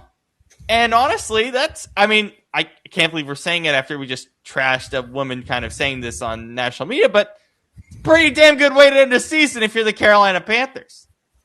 Yeah. That was again, there was a reason why they beat the Rams previously, and it again, the fact that they were as like they were at times this year what we thought the Atlanta Falcons could be in terms of the way that they were playing against some of these better teams. And I think that they're going to, if they have a good offseason, I'm curious to see what they'll be able to do in the NFC South next year. It's so weird. The NFC South was just the most annoying division of crap teams that look like they should be good. I mean, they had 3, 8, and 9 teams. That tells you all you need to know right there. They had the Falcons and Panthers, who were beating teams they shouldn't beat and losing the teams they shouldn't lose to. They had the Buccaneers, who went from Jekyll to Hyde in 5 seconds, and they went from and they had the Seattle Seahawks. I'm sorry, the New Orleans Saints. Rather, wake up. The Seahawks would love to play that division. Yeah, they had the New Orleans Saints, who, if Coach Kellen Moore had literally 2 more players, one on offense and one on defense, probably finds a way to sneak that team at least into the playoffs or at least into contention in the final week. Like, it just that division was just a classic example of just these teams look like they should be better than they are. Every single freaking one of them. Did you know what the funniest thing I saw about because I think in total, I think because of how their records kind of evened out, that they had the most wins as a total division. Yeah. So I was like, I saw like Bucks fans and like Falcons fans, like all the fans of those teams are coming together. It's like, bro, that's like the guy on the 3rd place on the stand popping the champagne in his face. Bro, you won the most out of any division in the NFL this year, but you're still crap. Who cares? It was just like a friggin' bag of hamsters like stepping on each other. What the heck is that analogy? That's Southern. That is Southern. Okay. Betting lines. Bills at Broncos is our first one on Saturday.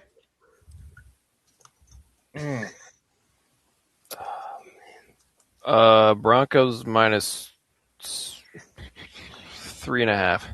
Also, make your pick. So, make your pick of who wins, Shane. Broncos. Yeah, I'm going to say Broncos win, obviously. And then I was going to go one less. I'm going to say Broncos.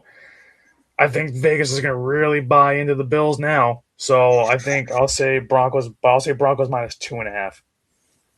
Scoop. I'll say Broncos minus, wait, what did Shane say?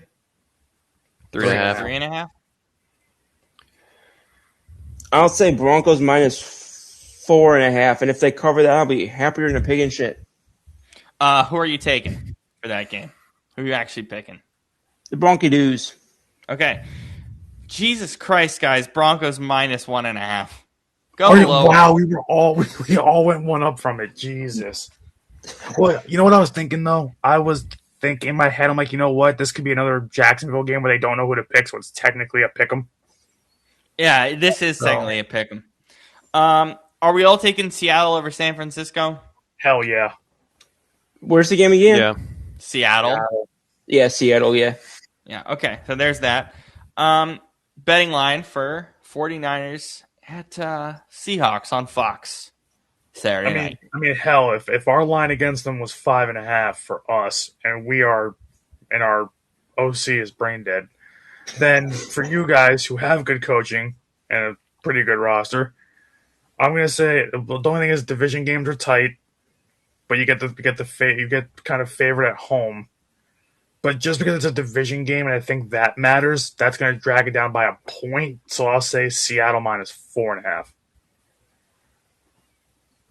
I'm going Seattle minus 6.5. Normally I don't do this, but I was going to say the same thing, and I'm going to stick with it. Seattle minus 6.5. Jesus Christ, Seattle minus 7.5. Oh my God, that's a big line. That's a big line. Jesus. They really do not believe in the 49ers. Holy smokes. I mean, hell, they didn't believe in them against us. The line was 5.5 with us. Well, but I know, but they at least showed like genuine like playoff ability in that game. Yeah. We're all taking the Patriots. Duh. We all watch what we watch. Back it up. Against whom? Texans. The Texans. And the game is in New England, right? New England. We're all taking New England, right? Yeah, yeah. And you know what that is? If that, I would. I don't trust CJ Stroud for shit. So, but hear me out. The Patriots, Houston's got a very good defense, and if you can stifle some of the playmakers around Drake May, I mean, he's still a young quarterback, and we saw him struggle recently at the end of the season. You're missing a key point. You're What's missing a that? very key thing. What's Drake that? May is getting the ball out in less than 2 seconds. yeah. Like, he's getting the ball off right at 2 seconds. Drake May's like a roll. He's just catching, throw, catch, throw, catch, throw. It's way too fast. The Texans aren't going to be able to get there. And not just that, but the Texans, listen, they could sack Drake May 10 times. That offense sucks and can't score. So, and the only reason they did late tonight is because the Steelers finally just waved the white flag. So are you taking the Patriots scoop, or are you a little tighter still? I'll come back to that after we talk for a minute. Okay, that's fine. Texans at Patriots. What is the line? I mean, hell, like if Seattle was 7.5 against the Niners, that's got to be. I'm going to say New England, and I'm going to say New England minus 9.5.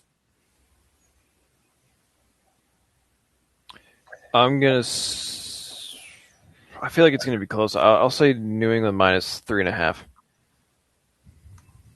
That's. I hate to keep doubling up, but that's exactly what I was going to say. New England minus 3. Really? Yeah. So does that? So put up a fight? I don't see how. So basically, they're saying that home field advantage, because we say that that's 3 points. They're saying that that's going to make the difference in this game, which I can't understand. But that's why I went higher, because New England's at home. Drake May is the far better quarterback. The Texans can't score offensively. Like, all Drake May has to do is get them to 14 points and they win. So also, Rob, can I ask you a question? Yes. Where were you getting that Drake May is getting the ball out that quickly? Because what I have here is that his T to throw is 2.81 seconds. Wow, it's big. It looks faster on TV. Well, that's really weird. He processes. Okay, I think his throwing motion is a little long, but his processing is quick. That's what it is. That's fair. Okay, so that's what I'm seeing on TV, Scoop. If that makes sense. Got it. Yeah, I got you now. So what are you taking, Scoop? Texans. You're taking Houston. Okay. I'm taking Houston. Okay. I'm okay. Totally fine. We'll see what happens. I think this finally game is probably a lot closer than we think it is. Personally. Possibly, yeah.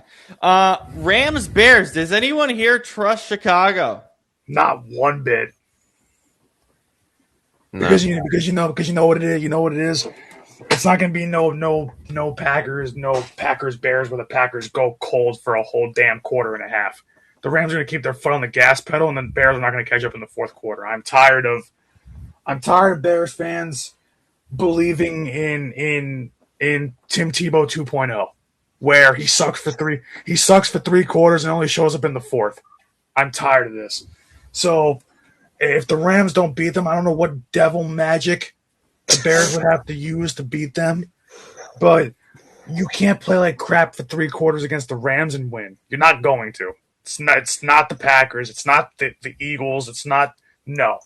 The Rams, if you play like crap for 3 quarters, that game will be over halfway through the third quarter. For real this time. Yeah. So, no way. Yeah. All right. Betting line. I mean, Chicago gets the 3 points off the bat, but I think the Rams are way better. So I'm going to say Rams. I'm picking the Rams. I'm going to say, obviously. And I'm picking them. I'm going to say Rams minus.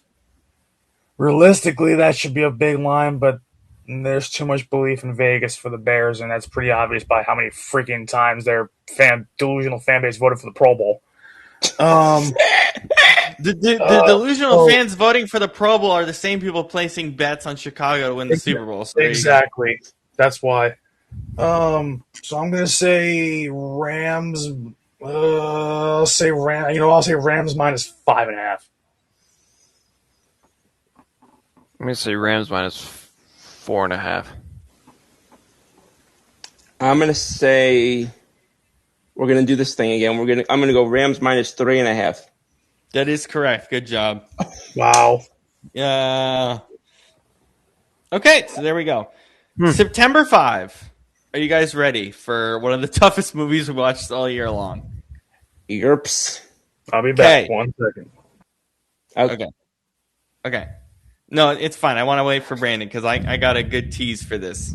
No, but dang, this man leaves when I'm going to tell a story. And with that, he leaves. I was going to tell a story about this film. While Brandon is gone, we can talk about the two films that we're doing in the next 2 weeks. What are we doing? So, Scoop, we have you next week. What are you taking for us? What ride are you taking us on next week? Yeah, so I'm really excited about this one.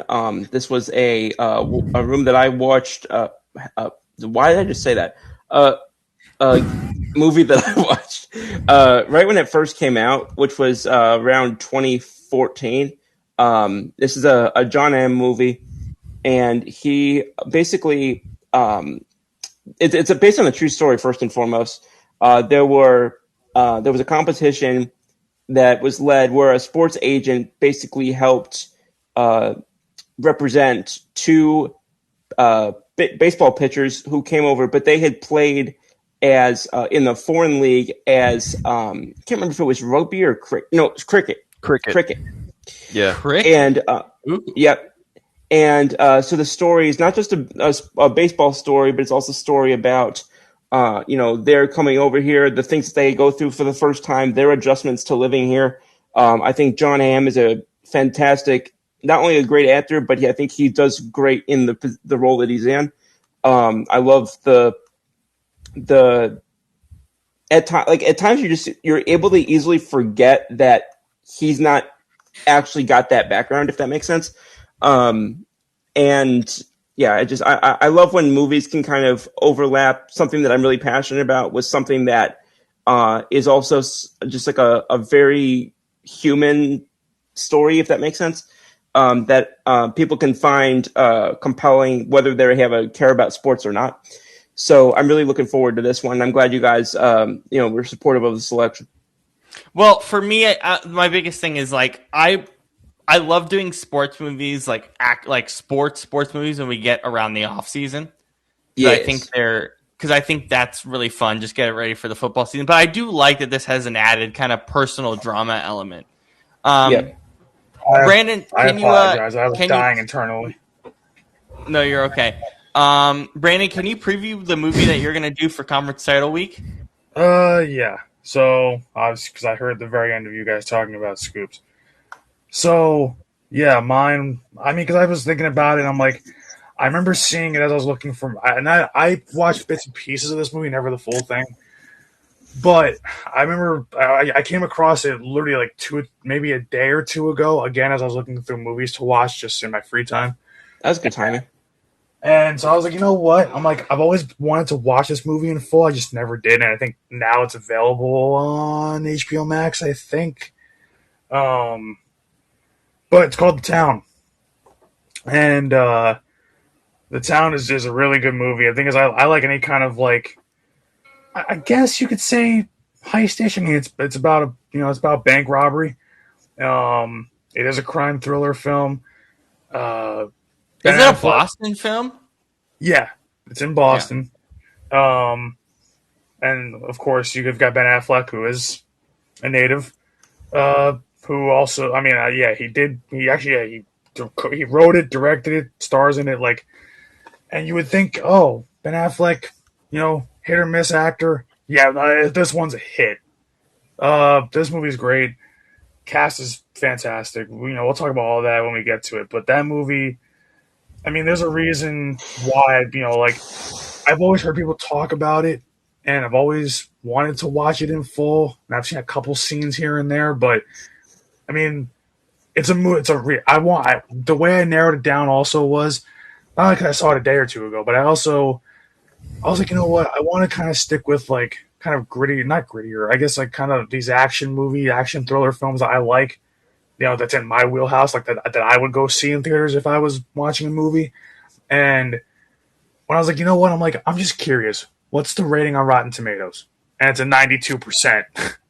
So, this is the 92% film you were talking about. Yeah. Okay. That didn't click in my head before. So yeah, this movie. I'm curious what those one would be. Yeah, when I saw that, it just confirmed that I was like, okay, yeah, I want to do this. And so anything, it's technically based on a whole era and kind of in Boston area in Boston where bank robberies and robbers live and they thrive in. There's like their own little community. That's why it's called The Town. It's based on Charlestown. So I just figured, hey, it's somewhat realistic and there's some accuracy issues, but every movie's got that.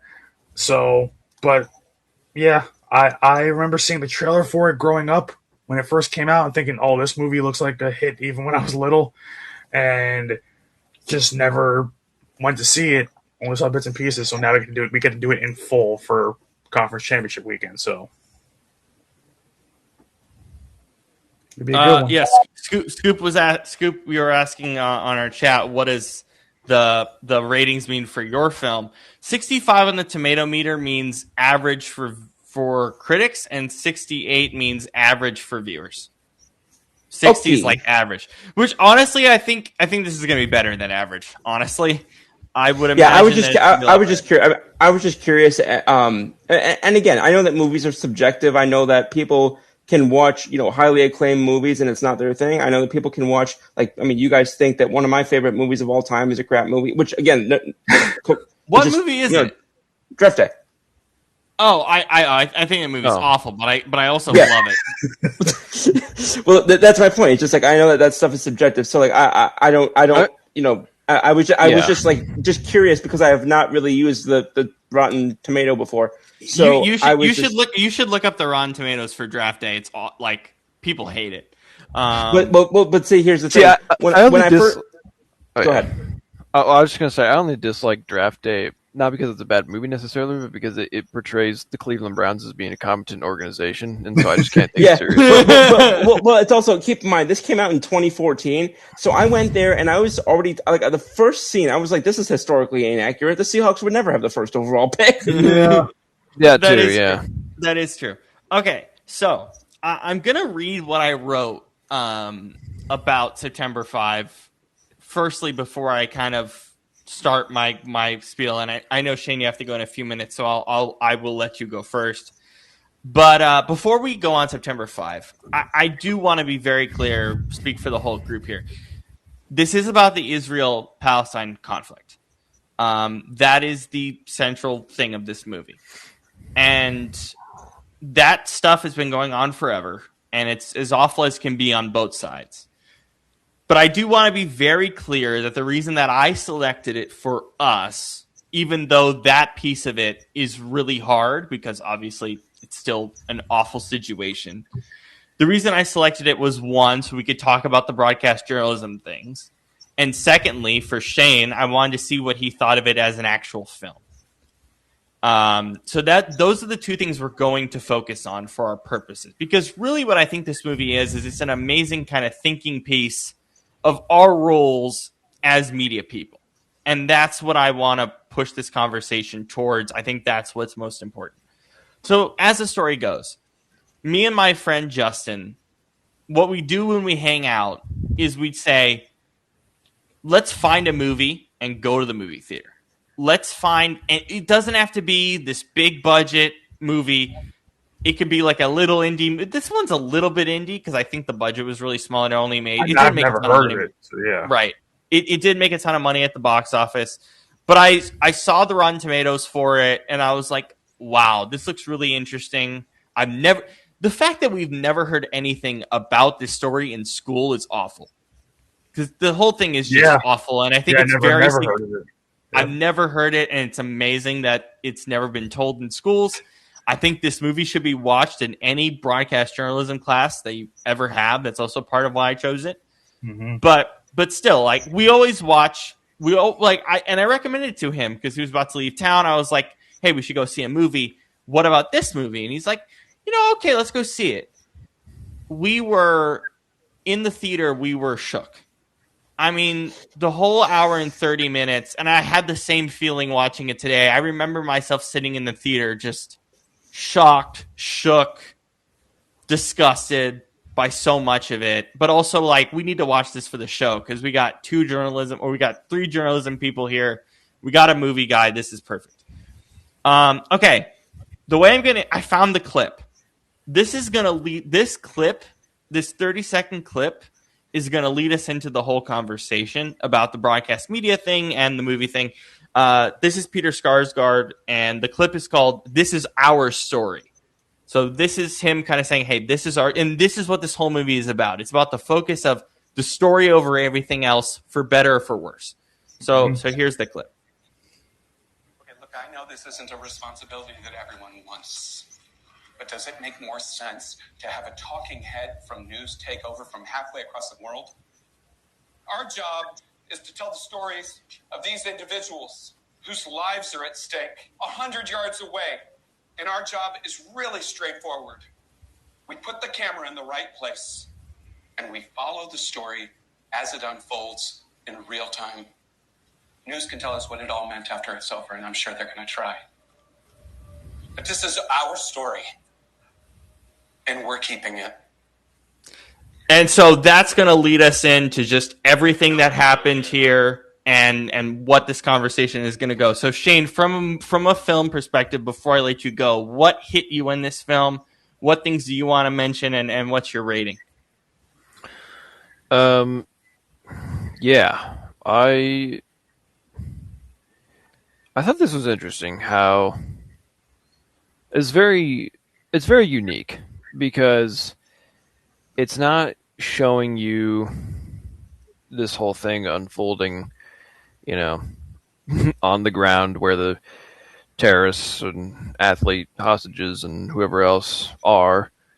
It's it's from a from the ABC newsroom or what The ABC, not even news, the ABC sports people that haven't never covered news forever. Right. And there's, I think the quick runtime really benefits this movie because it portrays it as the very tense, kind of fast-moving, urgent situation that it is. If this was dragged on for 2.5 hours, I'd have been like, oh my God. But it wasn't.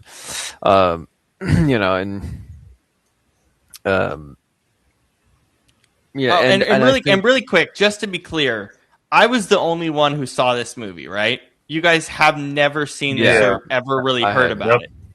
Okay, so continue, Shane. This is only the second time in the history of our show where I was doing a first-time watch for a movie. So that was kind of fun. That's impressive. But that's well. Anyways, what was that? movie person. By the way, this is the reason we do this, is because I asked Shane, like, hey, we need a post-credit segment. Would you mind giving us movies? That's literally what it was. Anyway, Shane, continue. But at its okay. Before I say this, let me talk about some of my cons first. No, go for it. This movie isn't perfect, by the way. It's not. No, so the fact that it's so focused on the sports journalist people, like I said, it's an interesting, unique perspective. But it kind of, to me, there's the urgency and the, just kind of the tension, but it feels like it lacks kind of an emotional core or element to it. And I get why that's absent, because that's, The emotional core is supposed to come from you being angry at the situation, which works in some respects and doesn't work in others. There is a little bit of it in the German translator girl because it affects. Oh, the German translator girl, it affects her insanely for obvious reasons, but yeah, I mean that was like, so yeah, there's that. But also, I feel like it kind of. I feel like they assume you already know the story more or less, like, of this situation. Yeah, which a lot of people don't, which is weird. I didn't. I had no idea. Which, like you were saying, why do more people not know about this? But that's which is I think part of why the movie was made, but the intentionality wasn't always there. Yeah. Yeah, and so for part of the movie, I was kind of just sitting there being like, "Wait, what's going on?" Like, But can I ask you this question though? Do you think, because this is how I felt the first time I watched it, because I didn't know much about it, I felt like I was kind of reliving it as it was happening, sort of, but not like in the best way, as you said, because it is a newsroom perspective. But like the ending, for instance, you're like, oh, everything's great, and then, oh, everything's actually really shit. And you're sort of reacting like them in real time, I guess, if that makes sense. Do you kind of agree with that? Or like... No, I do. And, again, I get why they made it the way they did. I think it's just for me personally, that there was, it felt like there was kind of a almost not limited, but like a, the perspective we got was like just journalists in a dark room, basically, for the entire time. Like there wasn't a lot of moving around, seeing different things, getting different perspectives, like, but overall, I think at the core of it, and this I really like, is kind of the uncomfortable questions that it asks, like, should journalists broadcast live during a crisis situation where people can get shot on live TV? Yeah, I mean, it's what's happening is obviously a very serious humanitarian issue, but like, is it also kind of invasive? And like this coverage, does it endanger people? We explored a little bit of that in Nightcrawler at the beginning of the year, and this one, it's more of the same. Granted, this one is, I think, a much more obviously realistic look at because that. Because it actually happened, or it's a true story, but yeah. Right, yeah, for sure.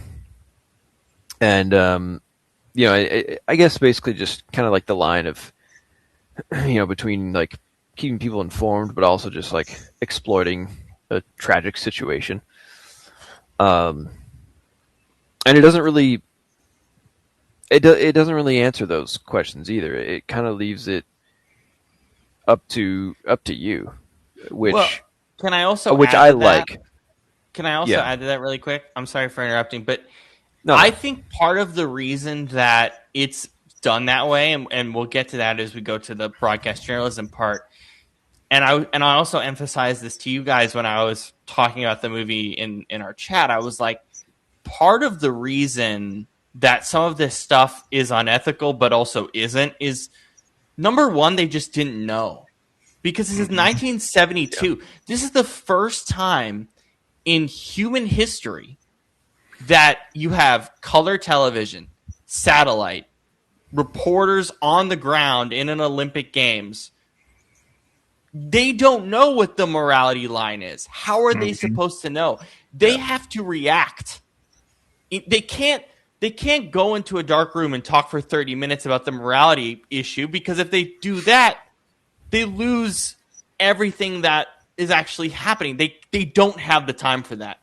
They have to make these split-second decisions. It's live. They have to make these split-second decisions. Some are incredibly wrong by today's standards. Some are also incredibly right by today's standards. But also part of it, I think ultimately, and we'll get to this in a bit, is that if this doesn't happen, broadcast journalism isn't where it is. The laws, the rules and regulations, the way broadcast journalism has grown, all this stuff doesn't occur without this moment in these group of people's decisions, right or wrong. Anyway, continue, Shane. Yeah, no, I mean that's the the gist of it, I think, more or less. And a lot of times it drives me crazy. Like and I've talked about this before, when a director leaves something open-ended as far as like a plot point, where it's like, what do you think happened in the plot after this? It's like, no, it's your story. Tell me. But when a film is asking questions like, ethical questions that we are supposed, it's like, no, I want us, the audience, to think about that and discuss that, and not just have you preach your opinion to us, And that's exactly what this movie does. Yeah. Yeah. And that's, and I appreciate that, because we see a lot of movies today, have very strong opinions about a lot of things. And it's like, I'm not here to listen to you preach your views about this or that. I'm I'm here to, enjoy a story and get different perspectives on it, and and then kind of make my own judgment. But so what's your overall rating? For me, it's an A-. Yes, yes, I got him to say A. Yes, I knew it. Yes. It's like yes. Yeah, I think it's. I mean, it's like right at 90 for me, I think. Yes.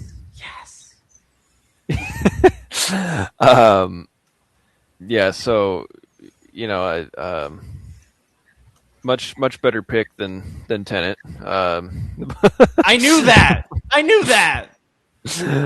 I'm just messing with you. I mean, it can only go up from Tenet. So yeah, true. It can go up from 10 to something better. It could be. It could be Venom. Oh Lord.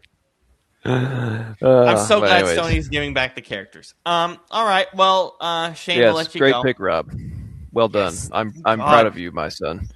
Yes, honestly, this is a I'm proud of you, my son moment, because he's a huge reason I'm a movie guy. So there you go. You finally swayed the Russian judge. Good job. Yes, indeed. All right, Shane, we'll let you go. Have a wonderful right. rest of your night, and we'll see you on Sunday, brother. Thanks, guys. I'll listen to the end of this later on. All right, peace. Night, Shane. See you. All right, Shane.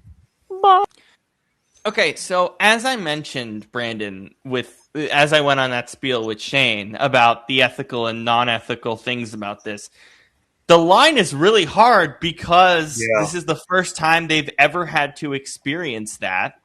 And again, it changed the course of broadcast history for better or for worse in a bunch of cases that I know you'll get to and Scoop will get to.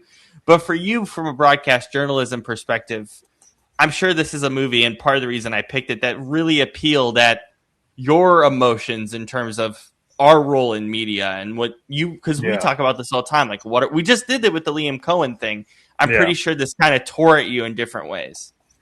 It's, and the thing is, I like this better than when we did Nightcrawler, because Nightcrawler obviously is fictionalized, way more fictionalized. And it's not, it's journalism, yes, but it's more so from a perspective of a wire, quote unquote, wire service. And so it's not like, when you get stuff from a wire service, it's kind of like, I don't want to call it this way, but it kind of is. It's kind of just like it's not real journalism. It's just somebody giving you information or getting information. It's not quite actually like the journalistic process of crafting a story. So it's a little bit different. And also just the fact that but especially for that movie, like almost all of that journalism, quote unquote journalism in that movie is highly unethical. Like that would never fly at any like anything today.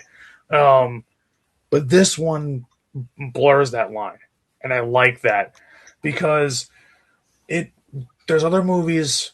There's a similar movie to this one, not based on a true story, but similar movie to this one that features Sally Field and Paul Newman, and I remember watching it for a journalism class in college, or was it in college? Yeah, in college. It was for one of my journalism classes. Can't remember what the hell it's called. I will find it later. But a lot of that had very kind of ethical and unethical journalism. I love movies that kind of blend that line, and this one does that because Nightcrawler is just unethical all the way through. Everything about that's unethical. But this one, the first time, now there's other points, but the first time that really obviously was like highly unethical was sending the journalist out there and trying to disguise him as a USA team member. Oh, that's incredibly unethical. That's so unethical. It's damn near illegal. But by the way, I assume that them doing that actually helped create that law. Yeah, that's also part of my point. Yeah, that's what it is. But my God, man, like that is very, very unethical. That's not how you're supposed to get a story.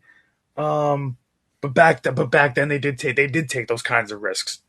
There we go. Shane said it's absence of malice. Paul Newman, Silent Field. Yep. There we go. Yep, that's Thank it. you, Absence Shane. of malice. I knew it was something with an A. I just couldn't remember it. Because that movie is actually really good. I didn't think I'd be impressed by it. My the thing is, you're watching it in a journalism class, and your professor's like, "Oh, we were going to watch this week," and you're like, "Oh, okay, it's a crappy movie." No, it's actually a really, really good movie. I thought about picking that for one of my movies the last couple of years. That's how much I actually liked it. And I probably will next year, actually. So, and we get to compare the two a little bit. It's good. Yeah. And you'll see what I'm talking about. If we, you know what, that I would want to do that next year. That one I'll probably just remember that for next year. But or hell, even in the off season we could. But for this one, so that was unethical. Obviously, the whether or not to, air the footage because it's never been done before. That you're kind of fighting your superiors in that situation and whatnot, and there's I have to go back and watch it because I was watching it as my grandmother was asking me questions about stupid stuff in the house. So like I wasn't like 100% focused on it, but I watched all of it, just a couple parts I might have missed, but or just didn't quite pay full attention to, but at the same time, but it doesn't take away the impact from the movie. And like I said, it's a short enough movie to where it keeps it. Just I got all of it anyway. But with this, it's also the whole boots on the ground thing. Now at that time, now you have to do that to get stories because everybody sends their reporters out into the field. But back then, that was kind of like especially in that kind of situation, being that close to danger, it was like, do you send your reporter out there? Yes or no? Do you send your crew out there? Well, it's not only that. It's the fact that in this era, it's very different to nowadays, where the news has an opinionated voice, and I think there was, obviously we don't know what ABC News said about it in the days after, but I assume there was some opinionated pieces of that, of course, because that's the kind of situation it was in. But they were also like, we're not giving this to news. We're not giving this to someone halfway across the world because we're right here. There's no reason for someone to get reports that delayed and all these things. We're right here. Yeah. It makes no sense. But that's also why I love it too, because, and I love the fact, I love the quote that you played from the movie, because that quote did stick in my head too. That this is our story. We're gonna roll with it. That this is ours because we're here and they're not, and that's a thing that in journalism is very important. That that's why I also don't like to. I love that it kind of had its own little 10-second little snippet in the movie of basically the actual news team or news side of ABC telling them, hey, this is ours because this is a global issue and you're just a sports team.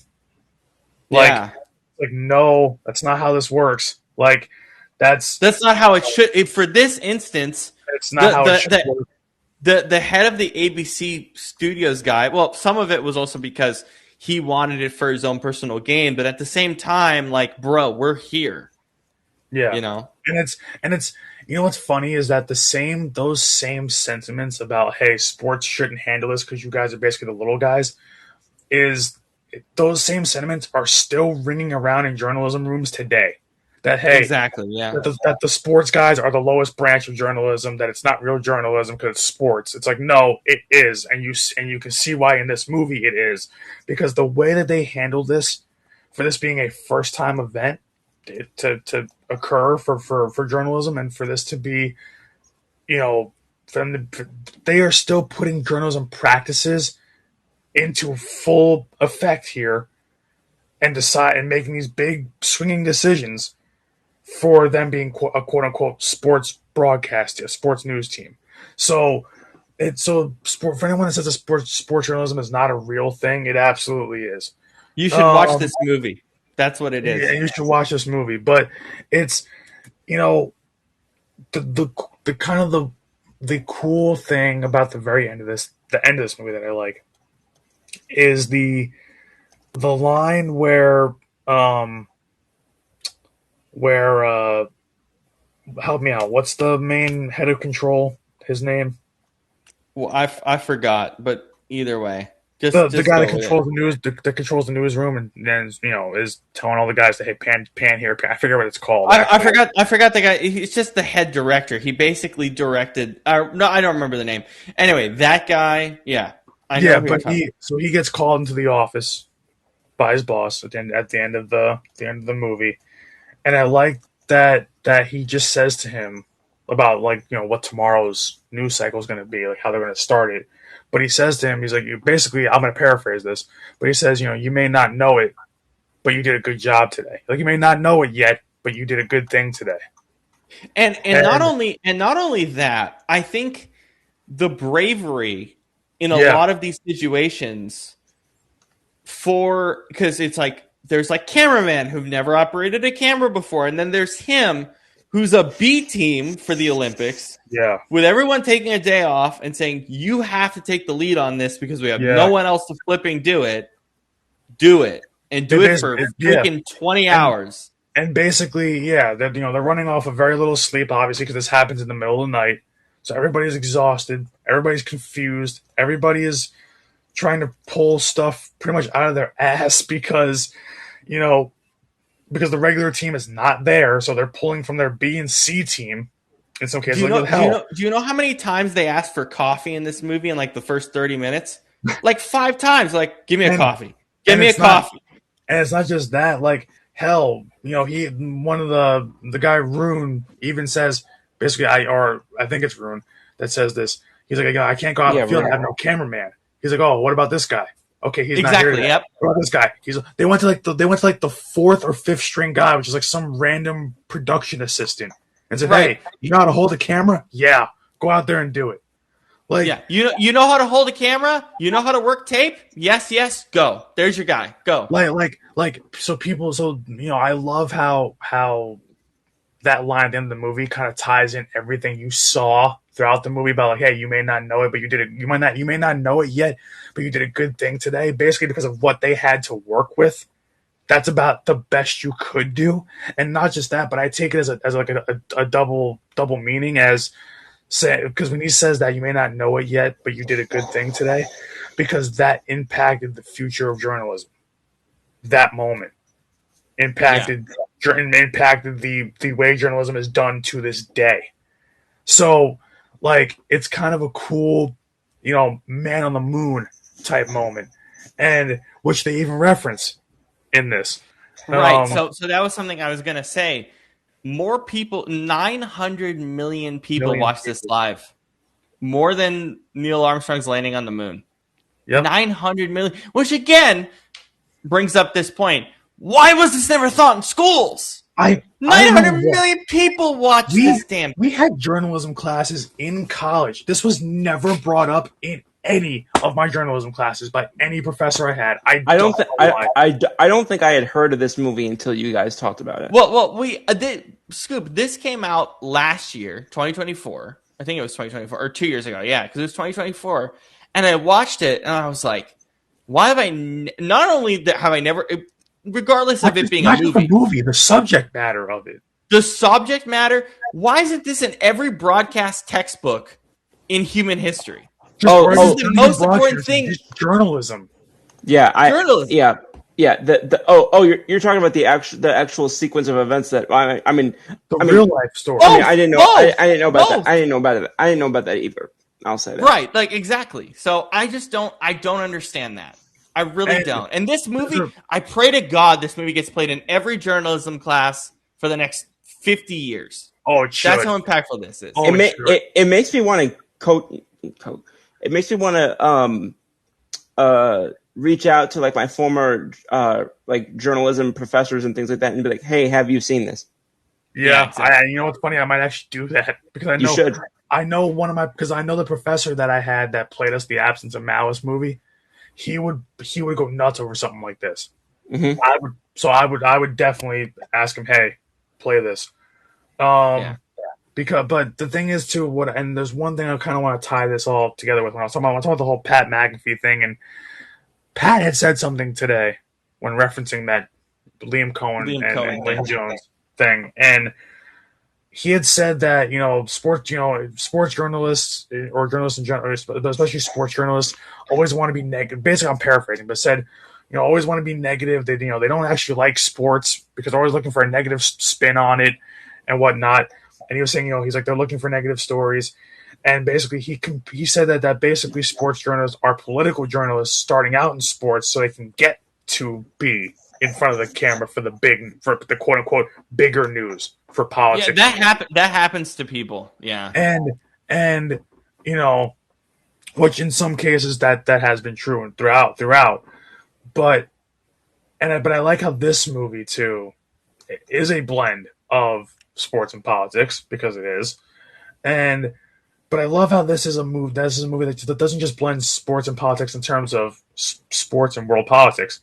It also blends, which is also true to this day in our field and in this industry, the newsroom politics about who gets what job, who decides on this, who gets first priority over this, which news station's going to cover this. So, like, there's all those power plays and politics of the actual newsroom itself that are huge in this. So, it's. But I also want to bring this up. It's a great tie-in. Howard Cosell comes at the end. Yeah. The man, the myth, the legend, Howard Cosell, who did all this world sporting events, and then he became a politician. Yeah, and like the thing is, I know that when I was watching the show today, I know Pat, his heart was in the right place when he said all these things, but you also have to realize one thing. Is that journalism is, and this is what every journalist will tell you from those just starting out or just people in media like us, or if it's someone who's been there and is still there well into their 70s and 80s and is a higher up, they'll tell you the same thing. It's not about the emotion of it, because they always say one thing is like, take yourself out of the story, because nothing matters more than the story. So if you have a negative event coming up like this, and this is why we kind of tie this back into the Liam Cohen thing too. The Jaguars just lost.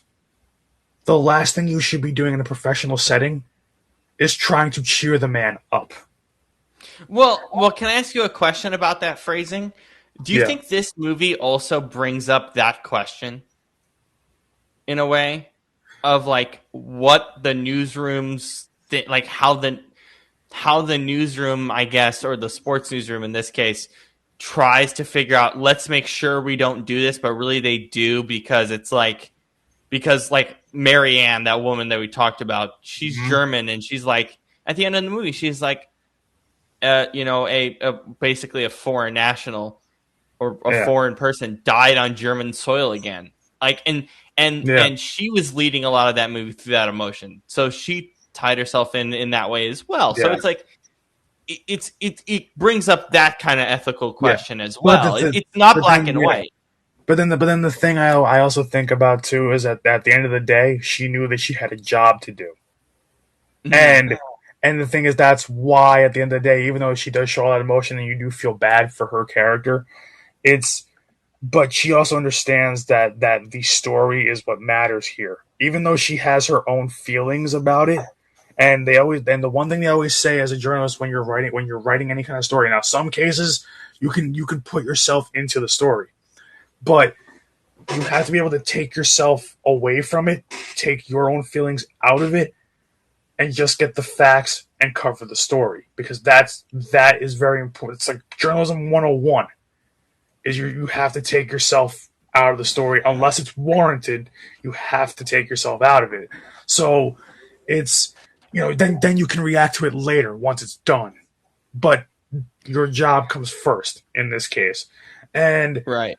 I'll be honest, a lot of people don't do in journalism nowadays, and it sucks. And that's why the industry's in a bad place. And that's why, and this is why today, why us reacting to that Liam Cohen thing is like, she put her emotion first before covering the event. And that's not what you do. That's not journalism.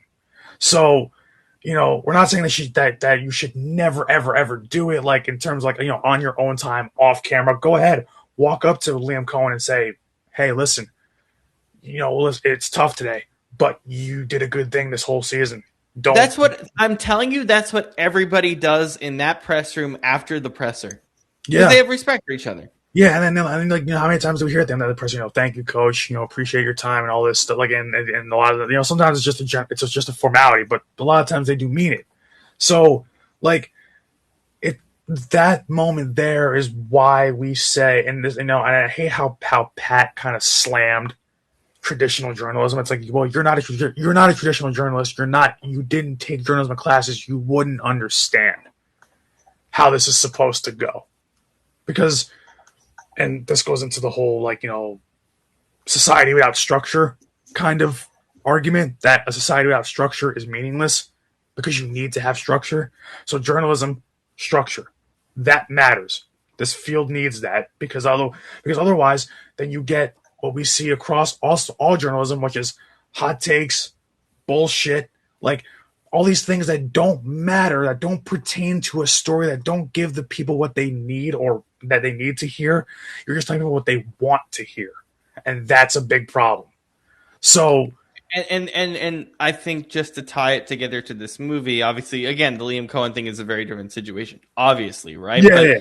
But to tie it in, it's just kind of saying like this movie is a great example for why the story matters, even if the morality is tough, and we're just focused on, hey, this story right now at that moment was the most important thing in the world, and they dealt it like that. And you also have to realize too that when it comes to a story like this, and the story that they're covering is, you're not, and I think they even allude to this a little bit, that you're going to piss somebody off. You're not going to make everybody happy. And you got to make these decisions so fast that, nowadays we know kind of the protocol for these situations, but back then it was unprecedented. This never happened. So, it's a whole different story when you're dealing with that back then. This is taking place, 50 something years ago. So 53 years ago. So it's 72. Yeah. Yeah, so no, now 54, almost 54 years ago.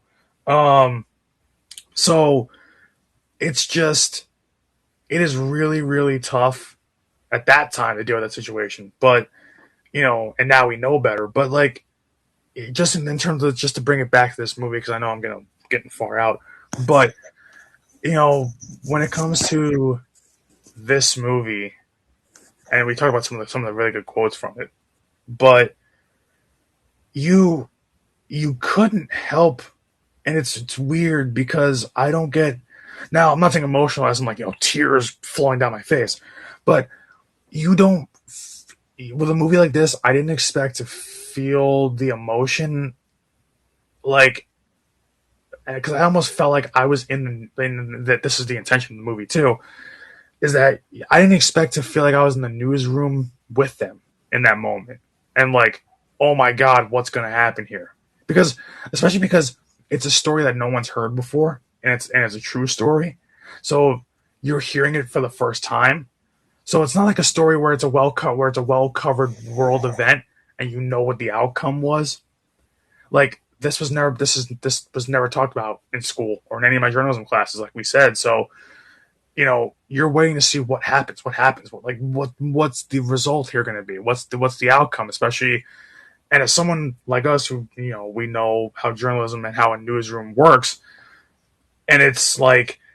So you're sitting there almost like you're in the newsroom waiting for them to make a decision that's going to decide your fate, pretty much. So, like, it's really interesting that this movie, first of all, it's short, which also makes sense because, like Shane was saying, that the short runtime of this is intentional because it's because when these things happen live in a newsroom, you only have a few minutes to react to them. So it's basically covering this over the span of a few hours. Or like a day, so it's actually really cool that they kept the runtime so short, but it's really just a movie like this, obviously because it speaks to us being media majors and journalism guys, but it also is like.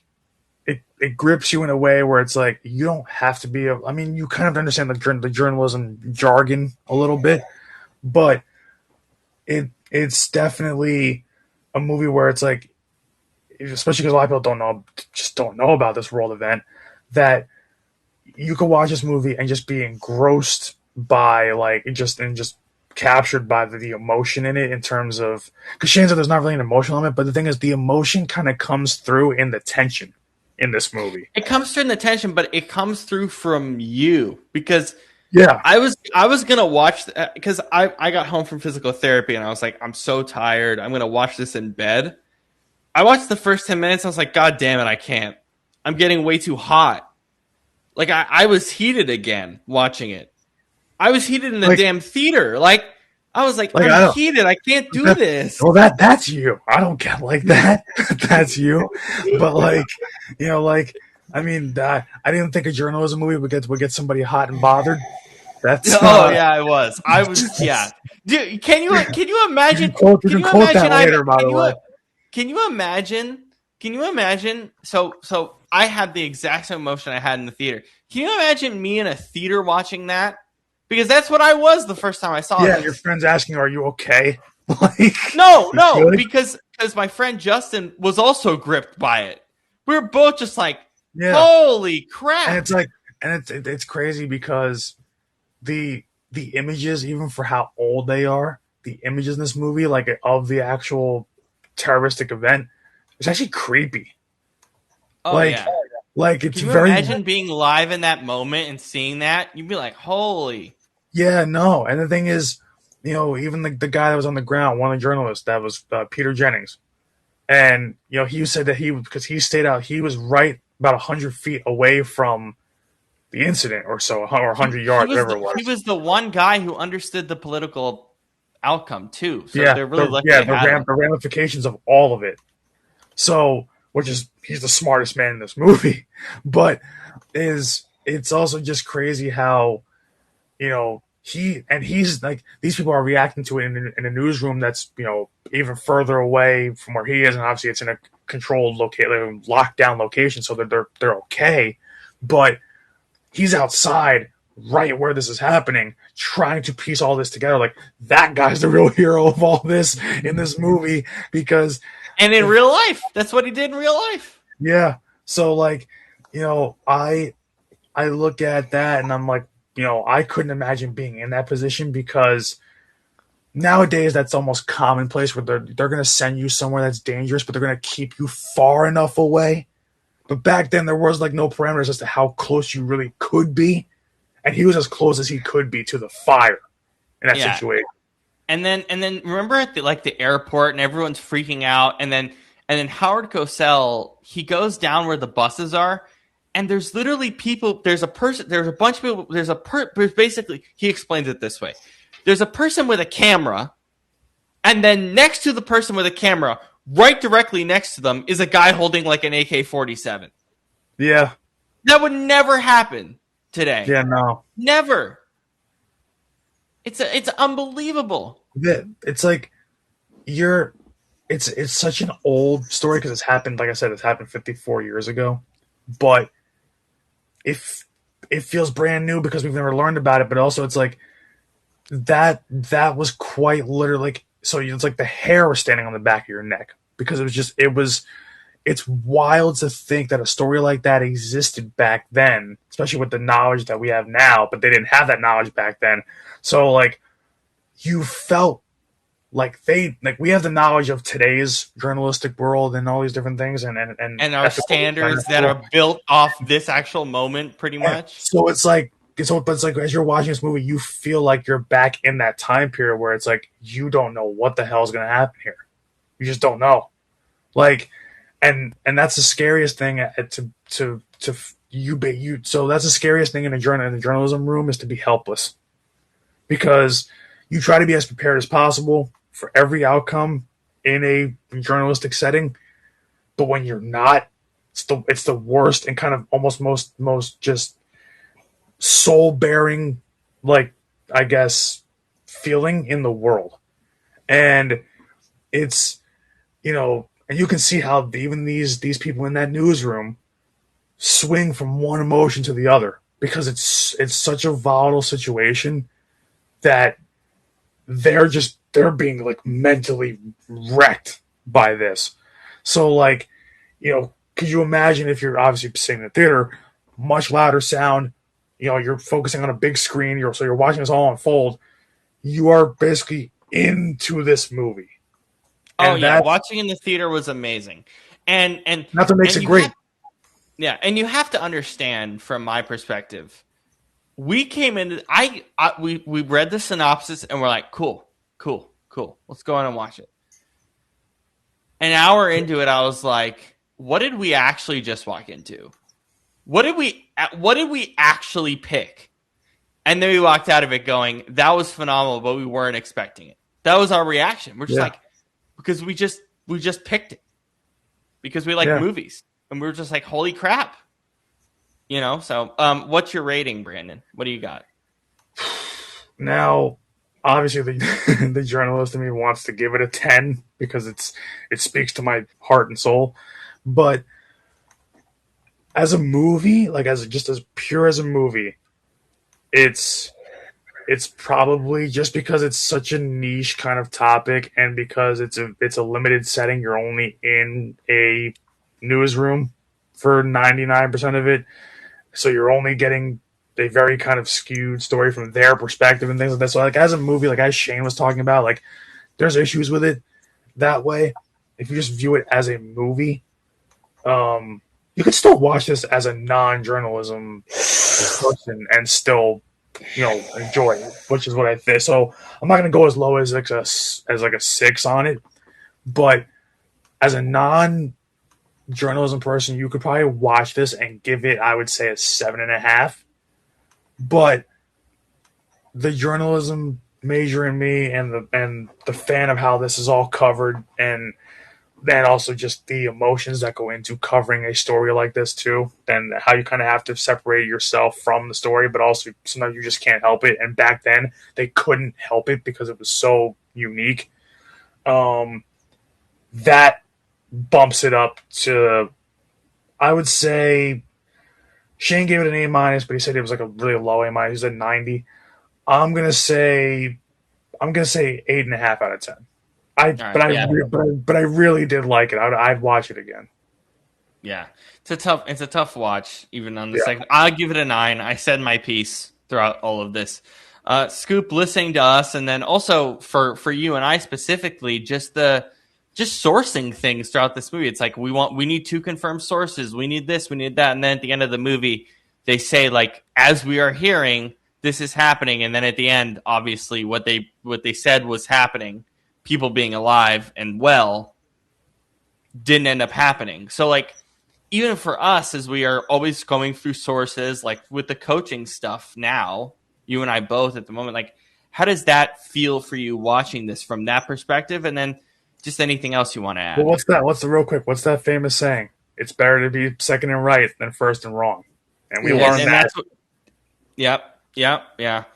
True. Yeah. All right, Scoop, give us your thoughts after listening to us who did, media and communications and Shane's thoughts on, that. And also, I know you've done media too, so I'm really excited to hear your thought process on it. I have, yeah. So, well, first and foremost, I apologize. My thoughts are not going to be that detailed compared to what Brandon just gave us for the last 45 minutes. Yep.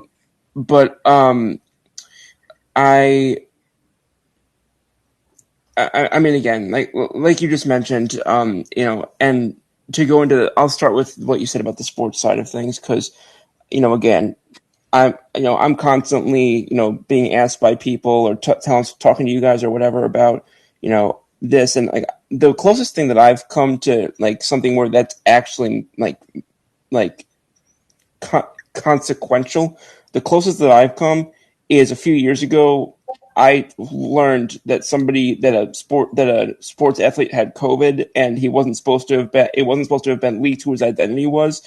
Like that's the closest that I've ever come to that. So this movie I've done pales in comparison to anything regarding this movie. So I just want to make that 100% clear, that I am not in any way trying to compare the experiences. But it does, you do know that even on a micro level, it's good and important to just kind of be, like you said, second and right rather than first and wrong. Because again, it's a not a slippery slope isn't what I'm trying to go for, but it's 2:00. It's a precedent is what I was going for. And one thing you don't want to do is, even on the smallest thing, if you're trying to make it in this area, one thing you don't want to do is set a bad precedent for yourself, because another thing that you always hear is that a reputation takes forever to build and one moment to destroy. And one thing you don't want to do is, in the process of doing that, because you get one black mark on you can really not only be bad for you, but moreover and far more importantly, be bad for the situation and covering your potentially people affected by it.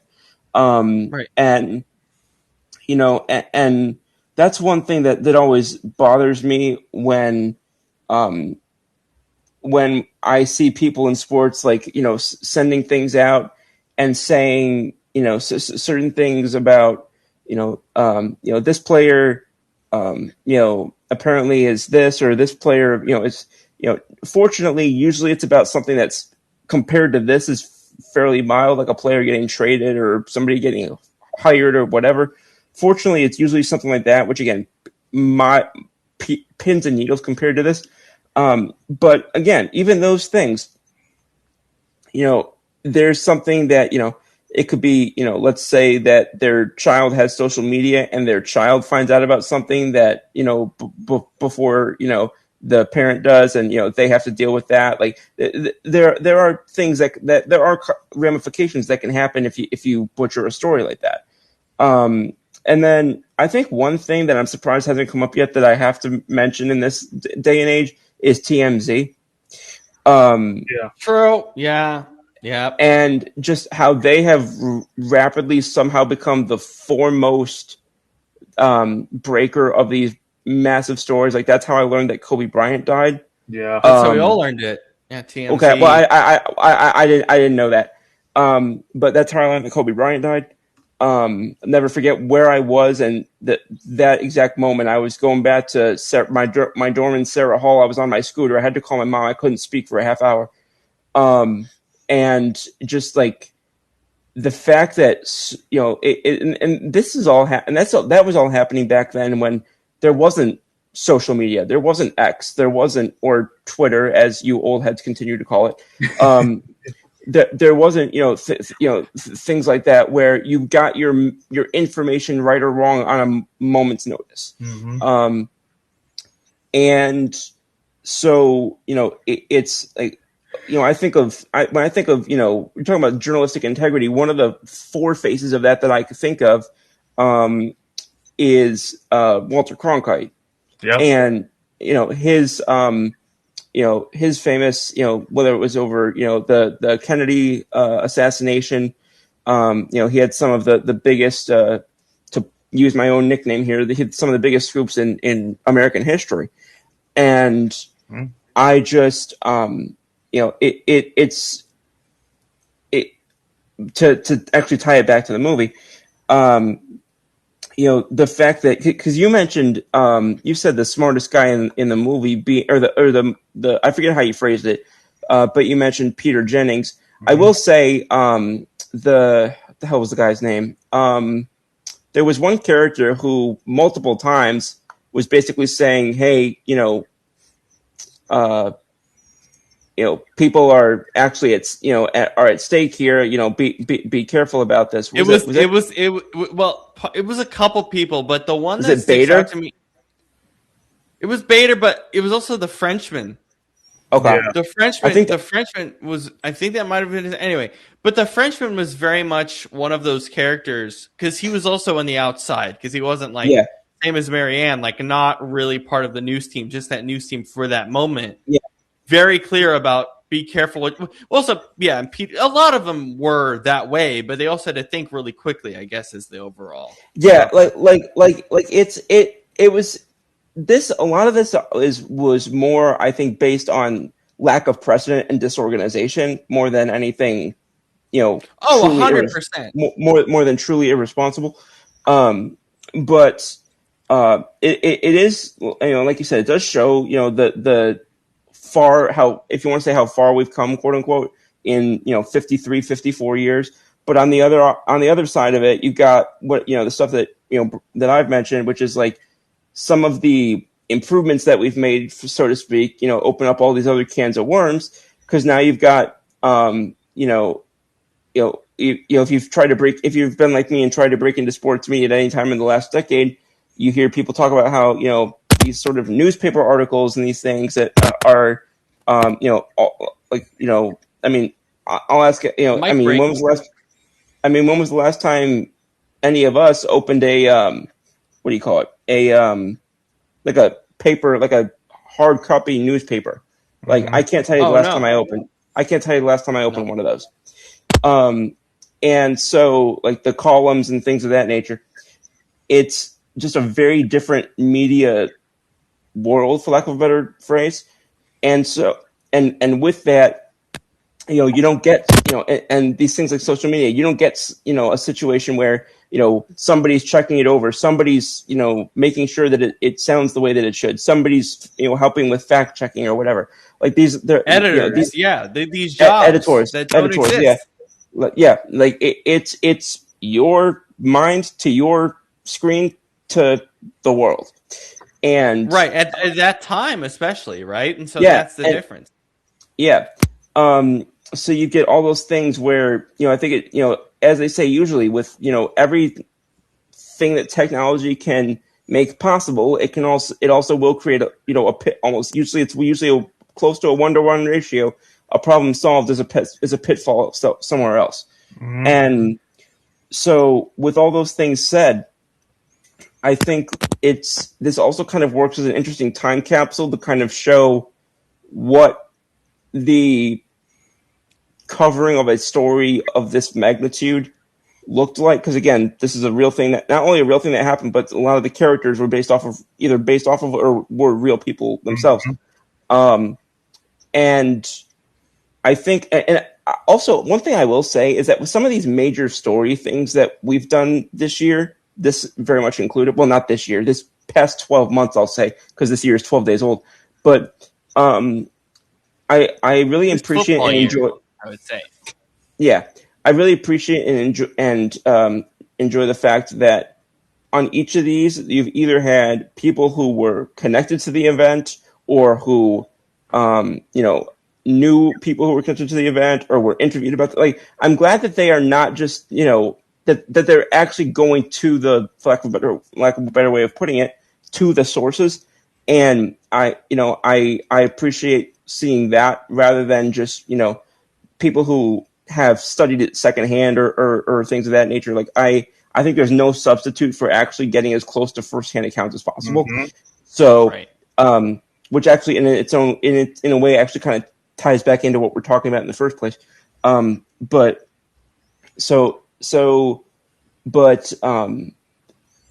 no, I think that there was a strong, because I remember you saying this was going to be a really difficult one, like this was going to be more difficult than what we watched before, or however you phrased it. And I mean, you weren't wrong. This was not in any way a light watch.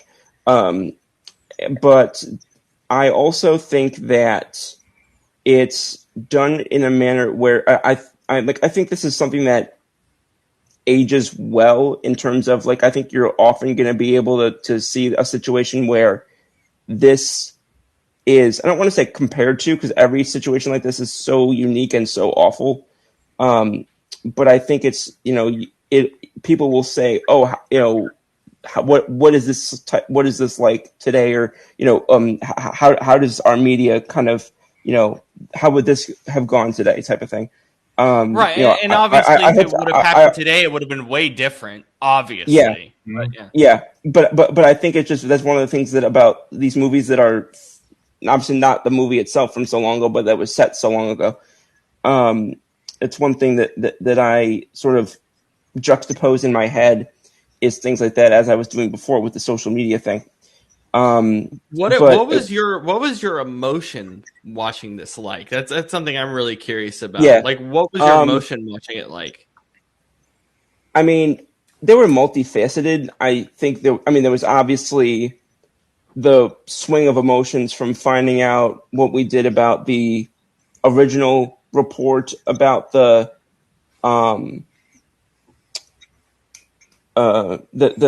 result, if you want to say, of that rescue effort. Right, but just the film as a whole, what were your emotions like? Well, that's the reason why I'm doing it this way, is because this movie was so chaotic emotionally that you can't really sum it down to one emotion, I don't think. I hear that. Absolutely. Yeah. So that's why I'm doing this, because I think that with everything from that to what we thought was actually true, to the sort of frustration at times about how certain things were being handled, but also like trying to also think back to, okay, you have to think about these sometimes. Like I tell people this at times as well, because we know this, a lot of people love to go back and judge history these days. Mm-hmm. And I tell people when they ask me things, I'm like, okay, you got to understand, you can't answer 1864 questions with 2026 answers. Going back to how things would have been in that setting, I understand why this happened, or I at least see why this happened. I could completely disagree with it, but you got to understand what it was in that situation. Right. It's easy to sit here on a phone and computer with a place to sleep. It's easy to answer things this way from a place of comfort rather than all of that. So I think similarly, I also was trying to not reconcile, but also was trying to keep that in mind as well, where it's, well, okay, I have they are having all these things. Like, this is quite literally about as much of an unprecedented situation as you can get. And it never happened before in the history of media journalism. Well, never. That's my point. So these people are not only reacting in real time to a crazy ass situation and an awful, set of circumstances for many people, but also, excuse me, all these first time questions from as macro as how do we handle this to as micro as, every little intricate, like actual physical situation that can manifest, among itself from, okay, who's going to handle this? How's this going to do? How are we going to, this, that, and the other, like actual physical, tangible things. So I think that, and also I agree with somebody who said it here. I can't recall who it was. It might have been, I'm pretty sure it was Shane, but somebody who said along the lines of, I think that the truncated type of this film, time-wise, where it was only about 95 minutes, right, kind of helped you feel the intensity and the pressure that they were under from a time time constraint. And I love that is all like all of us have said that in some way, shape, or form, and I think that really matters here. I think that's one of the things we love about it. Yeah, and I think that we've said this about music, we've said this about movies, we've said this about books, we've said this about any form of consumptible media, if that's even a word, consumable media. Consumable, yep. Is that some of the best that exist in any form are the ones that can make you feel things that the writer or actor or whoever was trying to convey without having to be told it directly. Mm-hmm. Like they say, show me, don't tell me, I think is what they'll usually say. That's the phrasing. Yep. Journalism term, Yep. And so I think that was an element where they were able to do that without you kind of like you were realizing it, but you weren't realizing it, if you know what I mean. And 100%. so, and I like, so yeah. So, and that's why I really couldn't give you a crisp answer or a concise answer. I love that. I love that is your answer, because I think it shows just like the chaos, but also show what Brandon said in the way of feeling like you're in the newsroom, swinging from one emotion to another, and that's the way you described it, even as a viewer, right? And so, I love that's your answer, and I think that is actually more concise than just saying, like me being like I was just taught the whole time, because I was, but like I think it's a lot more concise. I absolutely agree. Yeah, because there were so many things from just whether it was the macro events that were basically like the prime focuses of the film, but everything down from like the handling of this situation, the way that this person said this, and kind of just the people who were the ones trying to make the action happen, and then the ones who were also trying to be the brains of the operation at the same time, But again, like it's just the and then bringing it into a situation like today where we've again I talked about the social media thing, but also going what I said about the second and right rather than Brandon said that, but what I was adding about the just the way that people kind of again, it's not the best phrase to say revisionist history, but the way people try and plant themselves in history and say, oh, they would have definitely done this, or they would have definitely done that. Okay, I'd like to see you actually go into that situation in the exact scenario in which they were, and tell me how easy doing those things or just knowing those things would have been. Because I don't... Not even close. Yeah, no way. And that's something where I think sometimes people in this day and age, I think sometimes, and again, what's another thing that I keep throwing cliches out my face, but, talk about, those, you have to learn from history to not repeat it. Yep. Yep. And that's why I'm pissed this movie hasn't been, or this story hasn't been told to freaking anybody. Yeah. Yeah. And that's, I'm really glad that you showed this, like this, if it's not going to be my top at the end of the year, it's going to be one of my top for sure. It's going to be up there for me. Yeah. Yes, come on. But I'm not going to be giving it a letter grade like Shane does. I don't have the qualifications for that. but I'll stick a solid 8 on it for sure.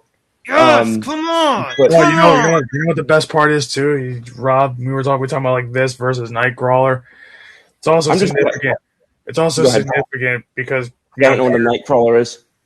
Because just the movie we did earlier in the year. Because Okay. Peter, I don't think I was here for that. Yeah, not It's okay, yet. don't worry about it. Sounds like a bed bug. Anyway, go on.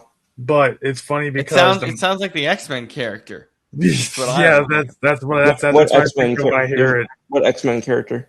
Nightcrawler. Yeah, He's a Nightcrawler. really weird There's an character. there's an actual Nightcrawler character. Yeah. Yeah, he's really cool. The funny thing is that I don't know what Nightwing. you also tied it into. This is also perfect that we get towards the end of the football season with this movie, and you get Peter Sarsgaard, who is one of the main actors in this, because his brother-in-law is Jake Gyllenhaal, who started Nightcrawler. So. Do you guys want to know the other options I had this year? I'll be straight up. The only reason I know who Jake Gyllenhaal is because of Taylor Swift. Go on. That's fair. Fair, but it's not great. Do you guys want to hear the other options that we're going to do in recent years, in next few years, that I'm debating? Because I was debating. We're going to do in recent years. What is this, Back to the Future? We're going to do in the next few years. Jesus Christ. It's getting late, okay? This is why it's getting late, my ass. It's almost 3 a.m. and I got an appointment. It's 11:30 for me, man. I'm not even. You're in the future. I'm not even there. I'm not even on the next day yet. We're living in Tuesday. You're still on Monday. Okay. The other options were Barbie because I want Brandon to see that movie so bad. If we do that show or that movie, I'm not watching it because I've seen it twice already. Okay, yeah. And then one that I'm really debating next year, like heavily, is Piece by Piece, the Lego Pharrell Williams movie. There's a Lego movie? I love that movie. It's a Lego movie about Pharrell Williams' life. Oh, that's fun. Literally, it's pretty fun. So, but the thing is, I thought you were gonna say it was like the Emojis movie. No, I hate that movie. I hate that movie with a passion. That movie made me more depressed than I already was at the time, which says a lot about the movie. Okay, so and here's the thing: I was begging Shane to watch this over the summer so that he could pick it. Which one? Because No. This movie, September 5. September 5th. I told him the moment I came out of the theater, I was like, dude, can you watch this and pick it? Because I knew he was gonna like it. So I was like, damn it, do I actually have to pick this to make you guys watch it? I did. And I'm glad I did, because I love this movie, but I'm glad you did too. Yeah. But I also have I'm also still, even after, I'm going to make my mom watch this, so I'm probably going to watch it a third time. But this movie's hard. This movie's just really hard for me. It's really hard, and it brings up all these emotions that I felt, all these great emotions, because that's why you go to a movie theater, to experience emotions. It just brings back all those memories, and they're tough. It's tough. It's really tough, but I'm glad you guys enjoyed this. I really am, because I knew you guys would as a whole, like as a group. Yeah. But I also was like, damn, I really hope they do, because if they don't, then my intention of picking it would have been awful. And there was an intention to it. So I'm very glad that this is going to be high on everyone's list at the end of the year. So, yes. All right. Well, you know what? Honestly, I love that we covered the movie for a long time, because this is also one of the movies that we deserve to talk about for a long time, because it directly correlates to what we're doing on the show in a lot of ways. But thank you guys all for staying up with us and enjoying just good movie talk, good football talk. Yeah. The good news is, guys, I don't know I never know what the specific time is that I think it normally is like 10:30 your time the next 2 weeks, because the start time is like 6:30. So it's either like 9:30. I don't know what you're talking about. For next week, for the playoff games, because the late game starts at 6:30. Oh, on Sunday? On Sunday, yeah. It's really that'd be 9:30 our time. Yeah, that's fine. So it's going to be super early for you guys the next 2 weeks. Thank God.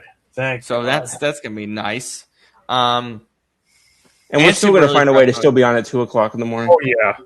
Oh yeah. Oh yeah.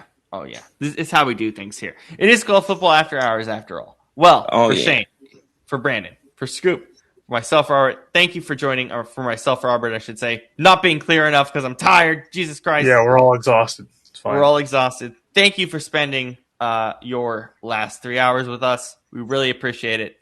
And we'll see you Sunday when we finally get to figure out who will be competing for a shot at the Super Bowl for Championship Sunday. So we will find that out in short order. We will see you. I guess it wouldn't be Sunday night. It would be more, well, Sunday night for you guys, but Sunday kind of afternoon to close night-ish on the West Coast. Yeah, it must be nice for you guys. We're still going to be tired. All right. Well, peace out, everybody. We'll see you on Sunday after Rams versus Bears. Have a good morning, y'all. Yeah. Yes. Right. Have a good morning. Peace out, everybody. See you, everybody.